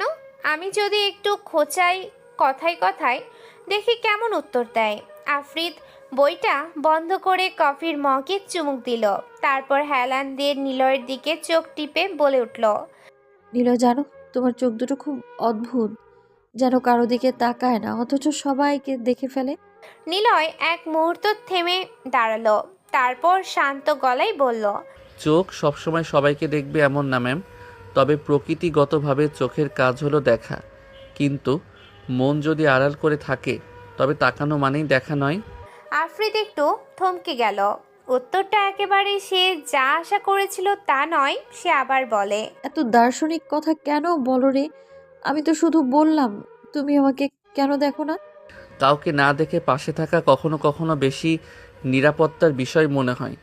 আফরিদ ব্রু কুচকে তাকায় নিলয়ের দিকে, তারপর বলে উঠল, মানে তুমি আমাকে দেখবে না তবু পাশে থাকবে? এটা আবার কেমন কথা? যে ফুলকে পাহারা দিতে হয় তার সবসময় কাছে থাকতে হয়, কিন্তু ফুলকে স্পর্শ করলেই তা নষ্ট হয়ে যায় ম্যাম। আফরিদ এবার সত্যি সত্যি হকচকিয়ে গেল। মনে মনে বলল, এই লোকটা আমি যেমন ভেবেছিলাম তেমন একেবারেই নয়। কথায় কাবু করার চেষ্টা করলেই আমাকে উল্টো কাবু করে দিল। তবুও সে হাল ছাড়ে না। চঞ্চল ভঙ্গিতে বলে উঠল, আচ্ছা, যদি আমি বলি ফুল শুধু পাহারা দেওয়ার জন্য না, কখনো কখনো কাছে টানার জন্যও থাকে। যদি ওই ফুলটা কাউকে কাছে টানার আগেই নিজে শুকিয়ে গেলে দোষকার ফুলের নাকি কাছে আসা মানুষের? আফ্রিদের ঠোঁটের কোণে ছোট্ট হাসি খেলল। ভেতরে ভেতরে সে মুগ্ধ হয়ে যাচ্ছে নিলয়ের কথায়, কিন্তু বাইরে প্রকাশ করে না। সে বলে, বাহ, দার্শনিক নিলয়, তুমি তো বই লিখে ফেলতে পারো। বডিগার্ডের চাকরি বাবাকে বলে বন্ধ করে দিই। নিলয় চুপ রইল, যেন কথার খেলায় সে জেতার কোনো ইচ্ছে রাখে না। তার চোখ দূরে কোথাও দেখছে। আফ্রিদ এবার একটু দুষ্টুমি করে বলল, তুমি জানো নিলয়, তোমার এই গম্ভীর চেহারা না আমার মাঝে মাঝে খুব বিরক্ত লাগে। আমার ইচ্ছে করে তুমি সব সময় হাসো। হাসি জোর করে আনা যায় না ম্যাম, যেমন সূর্য না উঠলে আলো হয় না। আফ্রিদ এবার একটু বিরক্ত দেখালেও আসলে সে ভেতরে ভেতরে মুগ্ধ হয়। সে আবার বলে, আরে বাবা, তুমি কি মানুষ নাকি কবি? সব কিছুর উত্তর এভাবে কেন দাও? আমি মানুষই, তবে মানুষকে বুঝতে হলে অনেক সময় কবিতা হয়ে যেতে হয়। এই উত্তর শুনে আফ্রিদ কফির মগ নামিয়ে রাখে। মনে হলো বুকের ভেতর কোথাও এক অদ্ভুত নরম অনুভূতি ছুঁয়ে যাচ্ছে। সে তাড়াতাড়ি সেটা লুকিয়ে আবার দুষ্টু ভঙ্গিতে বলল, আচ্ছা নিলয়, যদি হঠাৎ আমি বলি তুমি আমাকে একদিন ভালোবেসে ফেলবে, তখন কি উত্তর দেবে? নিলয় একটু দেরি করলো না উত্তর দিতে, যেন মুখেই তার সব উত্তর লুকিয়ে আছে। সে বলে, ভালোবাসা সবসময় মুখে বলার জিনিস নয় ম্যাম, সেটা ঘটে যায়, কাউকে জানানো না হলেও বোঝা যায়। বাহ, তুমি তো একদম আমার পরীক্ষার প্রশ্নের মতো, যত পড়ি তত জটিল হয়ে যাও। প্রশ্ন যত কঠিন হয়, উত্তর খুঁজে পাওয়া তত সহজ হয়, কারণ কঠিন প্রশ্নের উত্তর সবসময় প্রশ্নের ভেতর লুকিয়েই থাকে। কি ব্যাপার, দুষ্টুমি করে সবসময় সবাইকে হারানো যায় না। ওরা দুজনে চমকে যায়। ঘুরে তাকিয়ে দেখে জেসিয়া দাঁড়িয়ে আছে। আফ্রিদ ওর মাকে দেখে কপাল কুঁচকালো, কারণ তার মা সব সময় আফ্রিদকে দৌড়ের উপরে রাখে। আফ্রিদ বলে, মা তুমি কখন এলে? অনেকটা আগে। নিলয়, তুমি দেখেছো মা এসেছে? হ্যাঁ দেখেছে, আমি বারণ করেছিলাম তোকে না বলতে। আর দুষ্টুমি করবি কারোর সাথে? খেতে আয়, তোর জন্য পায়েস রেঁধেছি। আফ্রিদ উঠে দাঁড়ালো। নিলয়ের দিকে তাকায় সে। আফ্রিদ পৌঁছে গেছে। নিলয়ের সাথে যতই দুষ্টুমি করুক, নিলয় তা চুপচাপ সহ্য করতে পারবে। বিকেলের আলো ধীরে ধীরে স্নান হয়ে গেল। পাখির ডাক কমে আসতে শুরু করেছে। ফুল বাগানের গন্ধ আরো ঘন হয়ে উঠতে থাকে। আফ্রিদ মনে মনে ভাবে, আমি ভেবেছিলাম নিলয়কে সহজেই কথায় হারাবো, কিন্তু উল্টো সে প্রতিটা কথা আমায় জড়িয়ে ফেলছে। এই মানুষটার ভেতরে কি আছে কে জানে। আকাশ বাড়িতে এসেছে। ক্লান্ত, কিছুটা রাগী চেহারা বিরাজ করছে ওর মাঝে। দরজার সামনে এসে কলিং বেল বাজাতেই ভেতর থেকে দৌড়ে আসে মিহি। মিহি হলো আকাশের বউ। দরজা খুলে দেওয়ার সময় মিহির চোখে একটা অদ্ভুত খুশির আলো খেলে যায় আকাশের দেখে। আর সেটা হয়তো ভালোবাসার, নয়তো আশা নিয়ে থাকার ঝিলিক। অথচ আকাশের চোখে কোনো ভালোবাসা নেই, তার ঠোঁটে নেই কোনো হাসি। সে একদম নির্লিপ্তভাবে ভিতরে ঢুকে যায়। মিহি হলো আকাশের সুন্দরী একটি বউ। একে অপরকে বিয়ের আগে ভালোবাসছিল। আকাশ খুবই ভালোবাসা দিয়েছিল মিহিকে। মিহির সাথে তার বিয়ে হতে চলেছে 3 বছর প্রায়। মিহি এখন সংসার করে, রান্না করে, ঘর সামলাচ্ছে, সব করছে, কিন্তু একটা জিনিস পায়নি, আর সেটা হলো ভালোবাসা। আকাশ তাকে সামান্যতম ভালোবাসে না, বরং মিহিকে দেখলে আকাশের ভেতরে চাপা ক্ষোভ, অভিমান আর বিরক্তিবোধ চলে আসে। আসলে আকাশ ধরা পড়ে বাধ্য হয়ে মিহিকে বিয়ে করেছিল। তাহলে প্রেম ভালোবাসার কথা কেন বললাম? আসলে আকাশের কাছে মিহির সাথে সম্পর্কটি ছিল একটি খেলা, কিন্তু সেটা ঘটার আগেই মিহিকে বিয়ে করতে হয়। আকাশের সব ভালোবাসা মিহি বুঝতে পারে, সব মুখে মুখেই ছিল। আকাশের কাছে এই ভালোবাসার সম্পর্কটা ছিল একটা ফাঁদ, যেখানে সে নিজেই জড়িয়ে গেছে। অথচ এই ফাঁদের শুরুটা হয়েছিল একেবারেই অন্যরকমভাবে। আকাশের সাথে মিহির পরিচয় হয়েছিল এক বিয়েতে। শহরের এক নামকরা ব্যবসায়ীর মেয়ের বিয়ে ছিল। সাজসজ্জা, আলো, গানের সুর, হইচই সব মিলিয়ে এক উৎসব মুখর পরিবেশ ছিল। সেই বিয়েতে মিহিকে প্রথম দেখে আকাশ। মিহি দেখতে সুন্দরী, রূপে গুণে যেন একেবারে পূর্ণ। তার ভেতর এমন এক আকর্ষণ আছে যা 10টা ছেলেকে একাই পাগল করে দিতে পারে। হাসলে মনে হয় যেন চারপাশ আলোকিত হয়ে ওঠে। তার হাঁটা, কথা বলা, চোখের চাহনি সব কিছুতেই ছিল এক ধরনের জাদু। আকাশ তাকে দেখে প্রথমে যেন পাগল হয়ে যায়, কিন্তু সেই পাগলামি প্রেমের কারণেই নয়, বরং নিজের স্বার্থে। আকাশের মাথায় তখন শুধু বিজনেস ঘুরছিল। তার কাছে মানুষ মানে ছিল ব্যবসার অংশ। লাভ ক্ষতির হিসাব ছাড়া কিছুই সে ভাবতো না। মিহিকে দেখে তার মাথায় নতুন এক আইডিয়া আসে। এই মেয়েকে যদি পটানো যায় তবে পরে বিদেশে পাচার করে বড় অঙ্কের টাকা কামানো যাবে। এমন নোংরা চিন্তা ঘুরতে থাকে আকাশের মাথায়। বেশ কষ্টে মিহির নাম্বার ম্যানেজ করে। শুরু হয় মিহিকে কল দেওয়া, মেসেজ করা। প্রথম মাসখানেক মিহি এসবের দিকেই নজর দেয়নি, কিন্তু পরে দেখে নতুন একটি ছেলে তার পেছনে ঘুরছে, কল মেসেজ করছে। বিষয়টা মিহির নজরে আসে। আকাশ প্রেম করার ভান শুরু করে। ফুল দিয়ে, উপহার দিয়ে, ফোনে কথা বলে, বিভিন্নভাবে মিহিকে কাছে টানার চেষ্টা করতে থাকে। কিন্তু মিহি ছিল অন্যরকম। প্রথম দিকে আকাশকে পাত্তা তো দূরের কথা, বরং তুচ্ছ তাচ্ছিল্য করে অপমান করত। আপনার মতো ছেলেদের আমি খুব ভালো করেই চিনি, দূরে থাকলেই ভালো, এসব প্রেমের কথা আর বলবেন না। এসব বলতো মিহি। এমন অপমান শুনে আকাশের ভেতরের এক রাশ রাগ জমতে থাকে। সে ঠিক করে মিহিকে যেভাবেই হোক নিজের করতে হবে।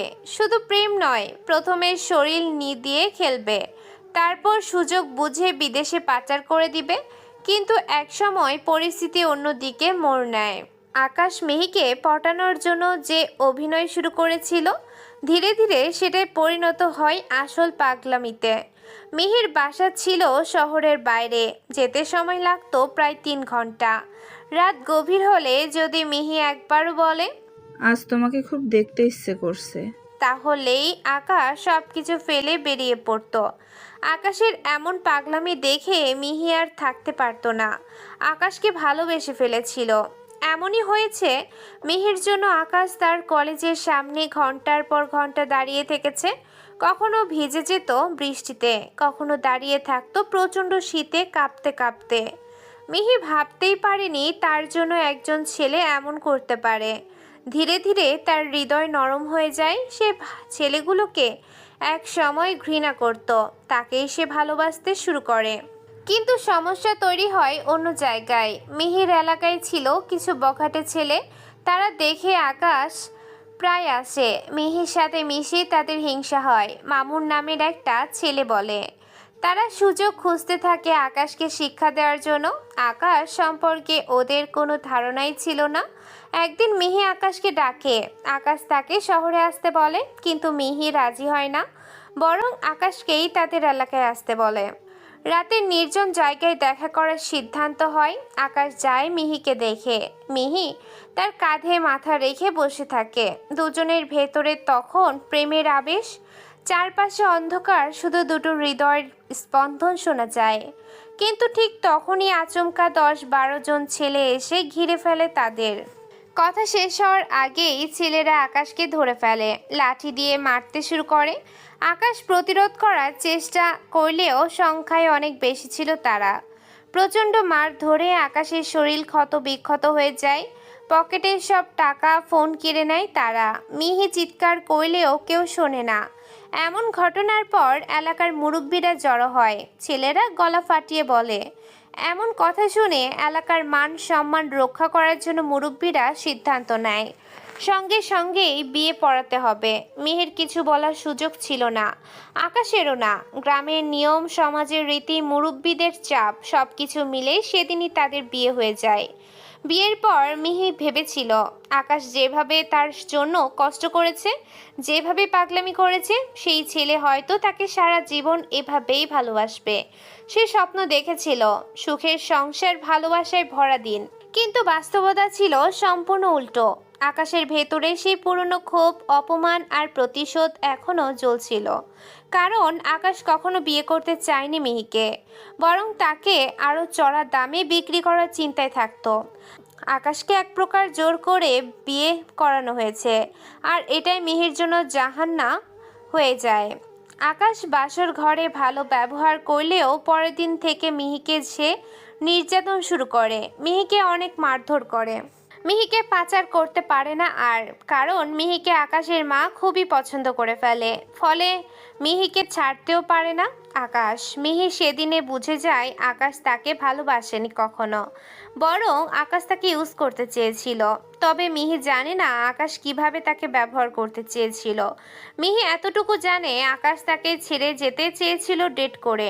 তারপর আকাশ বাড়িতে ঢুকলো, মুখটা গম্ভীর, চোখে মুখে ক্লান্তি আর বিরক্তির ছাপ। দরজাটা খুলে দিল মিহি। স্বামীর ফিরে আসা তার কাছে সব সময় আনন্দের, তাই চোখে মুখে হাসি ফুটে উঠল।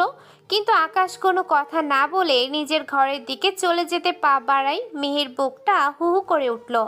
সে পেছন থেকে ডাক দিল, আজ 3-4 দিন পর বাড়িতে আসলে একটু দেখলে না আমার দিকে? মিহির কথায় আকাশ থেমে গেল, ঘুরে তাকালো মিহির দিকে। সেই চোখে কোনো ভালোবাসা নেই, শুধু কঠোর এক অবহেলা দেখা যায়। সে বলে, সময় নেই তাকানোর। কথাগুলো ছিল ছুরির মতো ধারালো।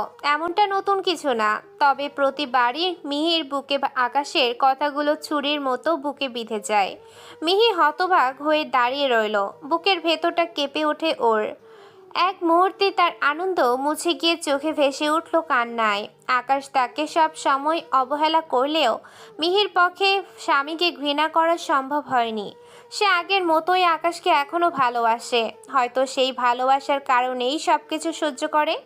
আকাশ তাকে পাত্তা দেয় না, অথচ আশেপাশে যত মেয়েই থাকুক মিহি ছাড়া আর বাকি সবাইকে পছন্দ করে।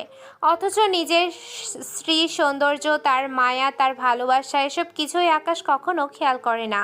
তার স্ত্রী যে কতটা কিউট সেটা সে দেখেই না। মিহির মন প্রতিদিনই ভাঙে, কিন্তু সে জানে না কাকে বলবে। প্রতিদিন বিকেলে মিহি একা বাইরে যায়। তাদের বাড়ির কাছে একটা ছোট পার্ক আছে। পার্কের বেঞ্চে বসে থাকে সে, মন খারাপ করে কান্না করে, মাঝে মাঝে নিজের সাথে কথা বলে। কেন এমন হলো? আমি কি এতটাই অযোগ্য ছিলাম? আমি কি সত্যিকারের ভালোবাসা পেতে পারি না? তারপর সূর্য ডোবার আগে ঘরে ফিরে আসে। প্রথম দিকে আকাশকে জানাতো সে যে বাহিরে যাবে, আমি একটু বাইরে যেতে পারি? কিন্তু আকাশের উত্তর সব সময় একই হতো, যা ইচ্ছে করো বাবা, এ তো বলার কি আছে। এই কথার পর আর কিছু বলার থাকতো না মিহির। মিহি শুধু মনে মনে কাঁদতো। মিহি চেয়েছিল একটা সুন্দর সংসার, যেখানে থাকবে ভালোবাসা, যত্ন, একে অপরের পাশে থাকার প্রতিশ্রুতি। কিন্তু তার সব স্বপ্ন ভেঙে গেছে। আকাশ কোনো দিন জানতে চায়নি মিহির কি প্রয়োজন। সে অসুস্থ হলে খোঁজ নেয়নি, ভালো আছো কিনা, কিছু লাগবে কিনা, এসব কোনো দিনও প্রশ্ন করেনি আকাশ। আর জানবেই বা কেন? বিয়ের পর দিনই তো আকাশ স্পষ্ট করে বলে দিয়েছিল, দেখো মিহি, তোমাকে আমি সত্যটা বলি, আমি তোমাকে কখনো ভালোবাসিনি। আমি কখনো তোমাকে বিয়ে করতাম না। যা ভালোবাসা দেখেছি সব মুখে মুখে। ইচ্ছে ছিল তোমার সাথে বেডরুম করে ছেলে চলে যাব, কিন্তু মাঝখানে বিয়েটা এভাবে হবে ভাবিনি।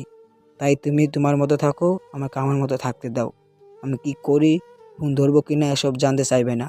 আমাকে সম্পূর্ণ আমার মতো থাকতে হবে। ভালো না লাগলে চলে যেতে পারো। মিহি কথাগুলো শুনে বোবা হয়ে গিয়েছিল। তার মনে হচ্ছিল বুকটা ভেঙে যাচ্ছে, চোখ দিয়ে অজান্তেই গড়িয়ে পড়ে অশ্রু। কিন্তু সে ফিরে যায়নি, কারণ কোন মুখে যাবে? এই বিয়ে হয়েছিল এলাকাবাসীর চাপের কারণে। গ্রামের মুরব্বীরা তাদেরকে জোর করেই বিয়ে করে দিয়েছিল। মিহি নিজের বাবা মাকেও বলেছিল, তোমরা চিন্তা করো না, আকাশ আমার পাশে থাকবে সব সময়। তোমরা যদি না থাকতে তবুও আকাশ আমার হয়ে থাকতো। বড় মুখ করে সে কথাটা বলেছিল বটে, কিন্তু এখন তা সত্য নয়। বরং এখন যদি সে ফিরে যায় তবে কি মুখ দেখাবে সবাইকে? সমাজ হাসবে, আত্মীয়রা দোষ দেবে, আর বাবা মায়ের চোখে ভেসে উঠবে দুঃখের ছাপ। তাই মিহি সবকিছু মেনে নিয়েছে। ভেবেছিল ধীরে ধীরে আকাশকে নিজের করে নিবে, হয়তো সময়ের সাথে বদলে যাবে সে। কিন্তু সময় পেরিয়ে যাচ্ছে, কিছুই বদলাচ্ছে না। আকাশ তার রুমে বসে আছে, মুখে সিগারেট, চোখে বিরক্তি। মিহি ভেতরে এলো, নরম কণ্ঠে বলল, খাবার বেড়ে দিচ্ছি, খাবে? এতদিন কোথায় ছিলে বললে না তো? আকাশের মেজাজ তখন খারাপ। আজকে আফরাজকে ডেকেছিল, কিন্তু সে আসেনি। আফরাজকে কিছু বলতেও পারে না, কারণ ওর বাবা খোরশেদ আকাশের বাবার ঘনিষ্ঠ বন্ধু। আকাশ হঠাৎ রেগে তাকালো মিহির দিকে। খাবার চাইছি আমি? আর আমি কোথায় ছিলাম সেটা তোমার জানার প্রয়োজন নেই। মসজিদে ছিলাম। মিহি হেসে দিল, ব্যঙ্গ করে নয়, কষ্ট থেকে হেসে উঠেছিল। আকাশের চোখে সে হাসি পড়ল বিদ্রুপের মতো। মসজিদে ছিলে? যে মানুষ ঘরের মানুষকে ভালোবাসে না সে মসজিদে পড়ে থাকলেও আল্লাহকে পাবে না। বউকে আর আল্লাহকে ভালোবাসার লোক দেখানো ভাবে করতে হয় না আকাশ। কথাগুলো যেন আগুনের মতো লেগে গেল আকাশের ভেতরে।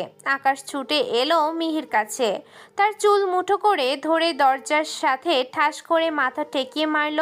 মিহির কপাল সাথে সাথেই ফুলে উঠল। সে রেগে বলে, মাগি, তোকে এত কথা বলতে কে বলেছে? যা বের হ রুম থেকে। মিহি কিছু বলল না, শুধু ফ্যাকাশে মুখে রুম থেকে বের হয়ে গেল। বুকের ভেতরটা জ্বলছে, চোখ ভিজে গেছে। আকাশ বিছানায় গিয়ে শুয়ে পড়ল। সিগারেট জ্বালিয়ে ধোঁয়া ছাড়তে থাকে সে।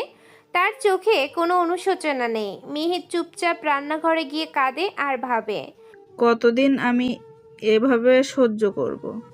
আমি কি কোনোদিনও তার ভালোবাসা পাবো না? তারপরও মন বলল, না, আমি যাব না, আমি টিকে থাকবো। হয়তো একদিন আকাশ বুঝবে আমি তাকে কতটা ভালোবাসি। হয়তো একদিন সে বদলাবে। শহরের ব্যস্ততম জায়গার একটু বাইরে বড় এক দালান দাঁড়িয়ে আছে। বাইরে থেকে দেখলে বোঝাই যায় না ভেতরে কি লুকিয়ে আছে। নাম আল হিকমা এতিমখানা। নাম শুনলেই মানুষের মনে এক ধরনের মায়া কাজ করে। এতিম শিশুদের আশ্রয়স্থল। এমন জায়গা নিয়ে মানুষ প্রশ্ন করে না, সন্দেহ করে না। আর সেই সুযোগটাই কাজে লাগাচ্ছে জয়। জয় এই এতিমখানার কর্ণধার। বয়স 30 ছুঁই ছুঁই। দেখতে স্মার্ট, গায়ের রং ফর্সা, চেহারায় সব সময় ঠান্ডা একটা ভাব। বাইরে থেকে দেখলে কেউ ভাবতেই পারবে না এই মানুষটা আসলে কি ভয়ঙ্কর অন্ধকারে ডুবে আছে। এতিমখানার দোতলার এক কোণে তার অফিস। সেখানে সব সময় দরজা আটকানো থাকে। ভেতরে হালকা নীল আলো জ্বলছে। টেবিল ভর্তি নেশার সরঞ্জাম। জয় প্রায় হিরোইনের টান দেয় আর দুনিয়াকে ভুলে গিয়ে নিজের কুৎসিত হাসি ছড়ায়। এতিমখানার ছেলেরা কারো কাছে আশ্রয় চাইতে পারে না, কারণ বাইরের সবাই ভাবে তারা এখানে নিরাপদ। অথচ বাস্তবতা হলো জয় এই এতিম বাচ্চাদের দিয়ে অবৈধ মাল, মাদক, হিরোইন, এমনকি বিদেশি পাচারের জন্য নানা জিনিস পাঠায়। ছোট ছোট হাতগুলো দিয়ে ভয়ঙ্কর অপরাধের বোঝা বইতে হয়। কিন্তু আজ রাত যেন অদ্ভুতভাবে নীরব। বাইরে থেকে খুব জোরে বাতাসের শব্দ শোনা গেলেও মাঝে মাঝে কুকুরের ডাক আরও গম্ভীর করে তুলছে।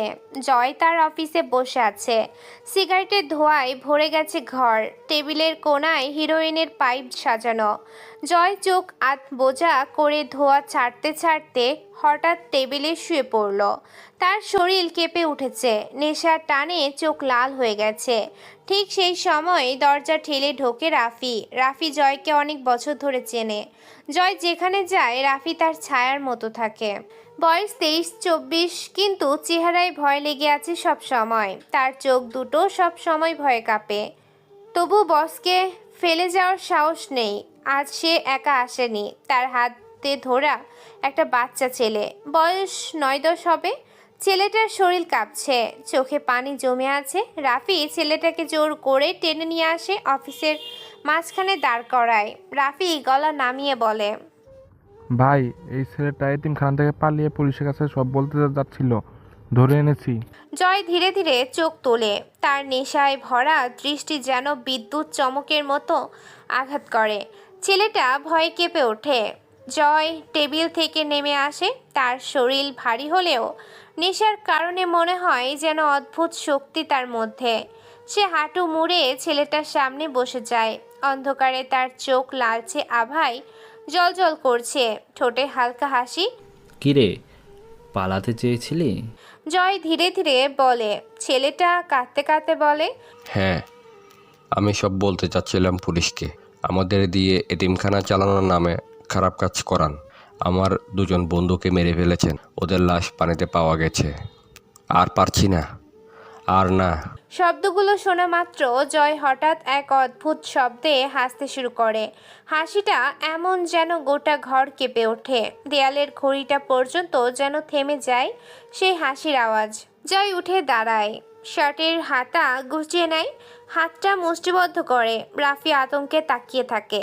সে জানে এমন কিছু একটা হবে। জয় এক মুহূর্ত দেরি করলো না, সব শক্তি দিয়ে ছেলেটার বুকে একেবারে শার্টের কাছে ঘুষি মারে। এত জোরে আঘাত করে যে ছেলেটা যেন মেঝে থেকে কয়েক হাত উপরে উঠে গিয়ে পড়ে যায় দূরে। এক মুহূর্ত, দুই মুহূর্ত, তারপর নিস্তব্ধতা। ছেলেটার দেহ নিস্তেজ হয়ে পড়ে আছে, চোখ দুটো খোলা কিন্তু প্রাণ নেই। এতিমখানার আরেকটি শিশু হারিয়ে গেল অন্ধকারে। জয় ধীরে ধীরে টেবিলের কাছে ফিরে আসে, টেবিলের উপরে উঠে শুয়ে পড়ে, সিলিংয়ের দিকে তাকিয়ে অদ্ভুত বিদঘুটে শব্দে হাসতে থাকে। হাসিটা এবার আরও ভয়ঙ্কর, যেন সে মৃত্যু দেখে আনন্দ পাচ্ছে। রাফির শরীর কাঁপছে। সে অসংখ্যবার বসের এমন উন্মাদ আচরণ দেখেছে, কিন্তু প্রতিবারই তার মনে হয় এবার হয়তো তিনি থামবে, তবুও সে থামতে পারে না। জয় রাফির জীবনের সাথে এমনভাবে জড়িয়ে গেছে, ছায়ার মতো বেঁধে রেখেছে। হাসতে হাসতে জয় হঠাৎ থেমে যায়, সোজা হয়ে বসে রাফির দিকে তাকায়, তারপর বলে, শোন রাফি, লাশটা এবার যেন পুকুরে ফেলবি না, সবাই সন্দেহ করছে, জঙ্গলে ফেলে আয়, বুঝলি? রাফি মাথা নেড়ে সম্মতি জানায়। জয় টেবিলে রাখা টাকার বান্ডিল হাতে তুলে নেয়, চোখে উন্মাদ ঝিলিক নিয়ে কবিতা বলতে থাকে। টাকায় গাড়ি, টাকায় বাড়ি, টাকায় অনেক টাকা, এই ভুবনে চলতে গেলে টাকা ছাড়া সবই ফাঁকা, তাই টাকাই আমার আসল নেশা। তারপর সে আবার হাসতে থাকে। রাফি কাঁপতে কাঁপতে লাশটা তুলে নেয়।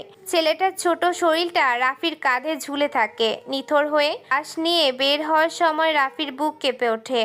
তার চোখে বারবার ভেসে ওঠে ছেলেটার মুখটা। বয়স তো বেশি না, 12 কি 13, বাচ্চা একটা প্রাণ, অথচ এত সহজে শেষ হয়ে গেল। রাফি জানে এইসব কাজ করতে করতে একদিন তার নিজেরও শেষ হবে, কিন্তু তবুও সে জয়কে ফেলে যেতে পারে না। জয়কে ভয় পায় সে, আবার ভয় ছাড়া আর তার বাঁচার উপায়ও নেই। টাকাও দেয় তাকে। সে লাশ নিয়ে বাইরে বের হয়। রাত তখন গভীর। এতিমখানার চারপাশে কুকুর ঘুরছে। দূরে অন্ধকারে জঙ্গলের পথ। রাফি হেঁটে যায় সেই পথে। অফিসে একা বসে জয় আবার হিরোইনের টান দেয়।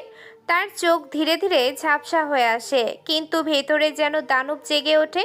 নিজের মনে বিড়বিড় করে, এতিমখানার এই বাচ্চারা, এরা আমার জন্য উপহার, এদের দিয়ে আমি টাকা বানাই, আমার সাম্রাজ্য বানাই।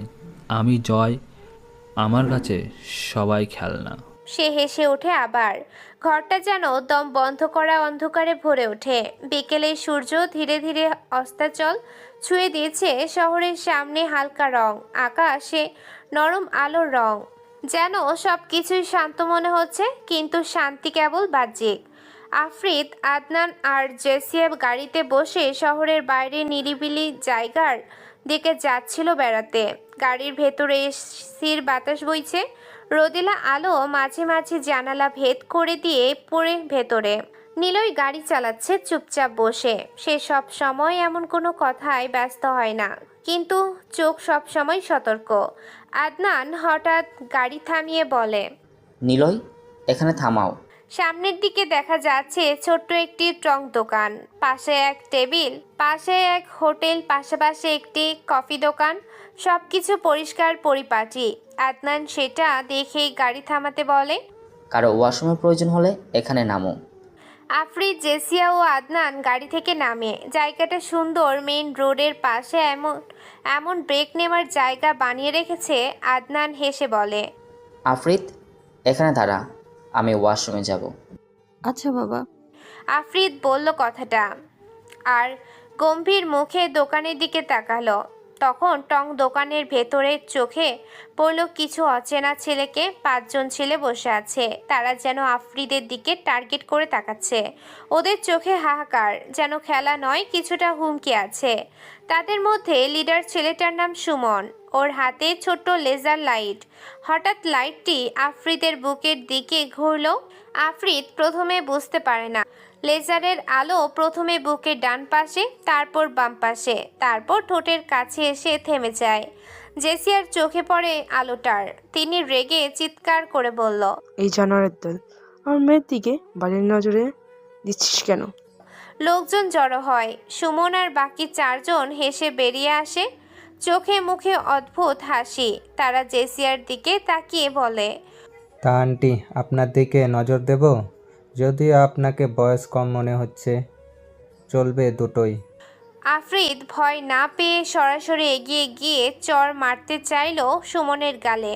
ঠিক তখন সুমন হাত বাড়িয়ে তাকে ধরে থামায়। আফ্রিদ বলে, আমাকে জানো না, আমার বাবাকে তাও জানো না। ভালো করেই বলছি, সময় থাকতে মাফ চেয়ে নে, নইলে তোদের সবার কি অবস্থা হবে কে জানে।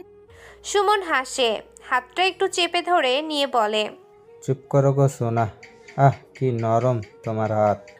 এমন সময় ওয়াশরুম থেকে আদনান বের হয়ে আসে। মেয়ের এমন অবস্থা দেখে চোখের রাগ আর মুখে কড়া ভাব চলে আসে। তার মেয়ের সাথে এমন বেয়াদবি করছে 5 জন ছেলে। আদনান তাড়াতাড়ি এগিয়ে এসে বলল, ওই আমার মেয়ের হাত ছাড়। সুমন আবার হাসে, মুখে কুৎসিত হাসি রেখে বলে, আরে বইডাটা আসছেন আঙ্কেল, আপনার মেয়ে তো দেখি সে একটা মান। এত সুন্দর প্রোডাক্ট কোথা থেকে আমদানি করলেন? এই কথায় আদনানের রাগ যেন মাথায় উঠে যায়। পায়ের ধ্বনি, হাতের সংকেত সবকিছু থেকে বোঝা যায় যে তার রাগ সীমা ছাড়িয়ে গেছে। কফির দোকানে এগিয়ে এসে বলে। আদনান এগিয়ে আসতেই সুমন আদনানের গলা চেপে ধরে। আফ্রিদ আর দেরি করে না, নিলয়কে জোরে ডাক দেয়। সুমন হাসতে হাসতে বলে, কি বউড়া, তোমার মেয়েকে? সুমন পুরো কথাটা শেষ করতে পারে না, দম করে একটা শব্দ হয়, তারপর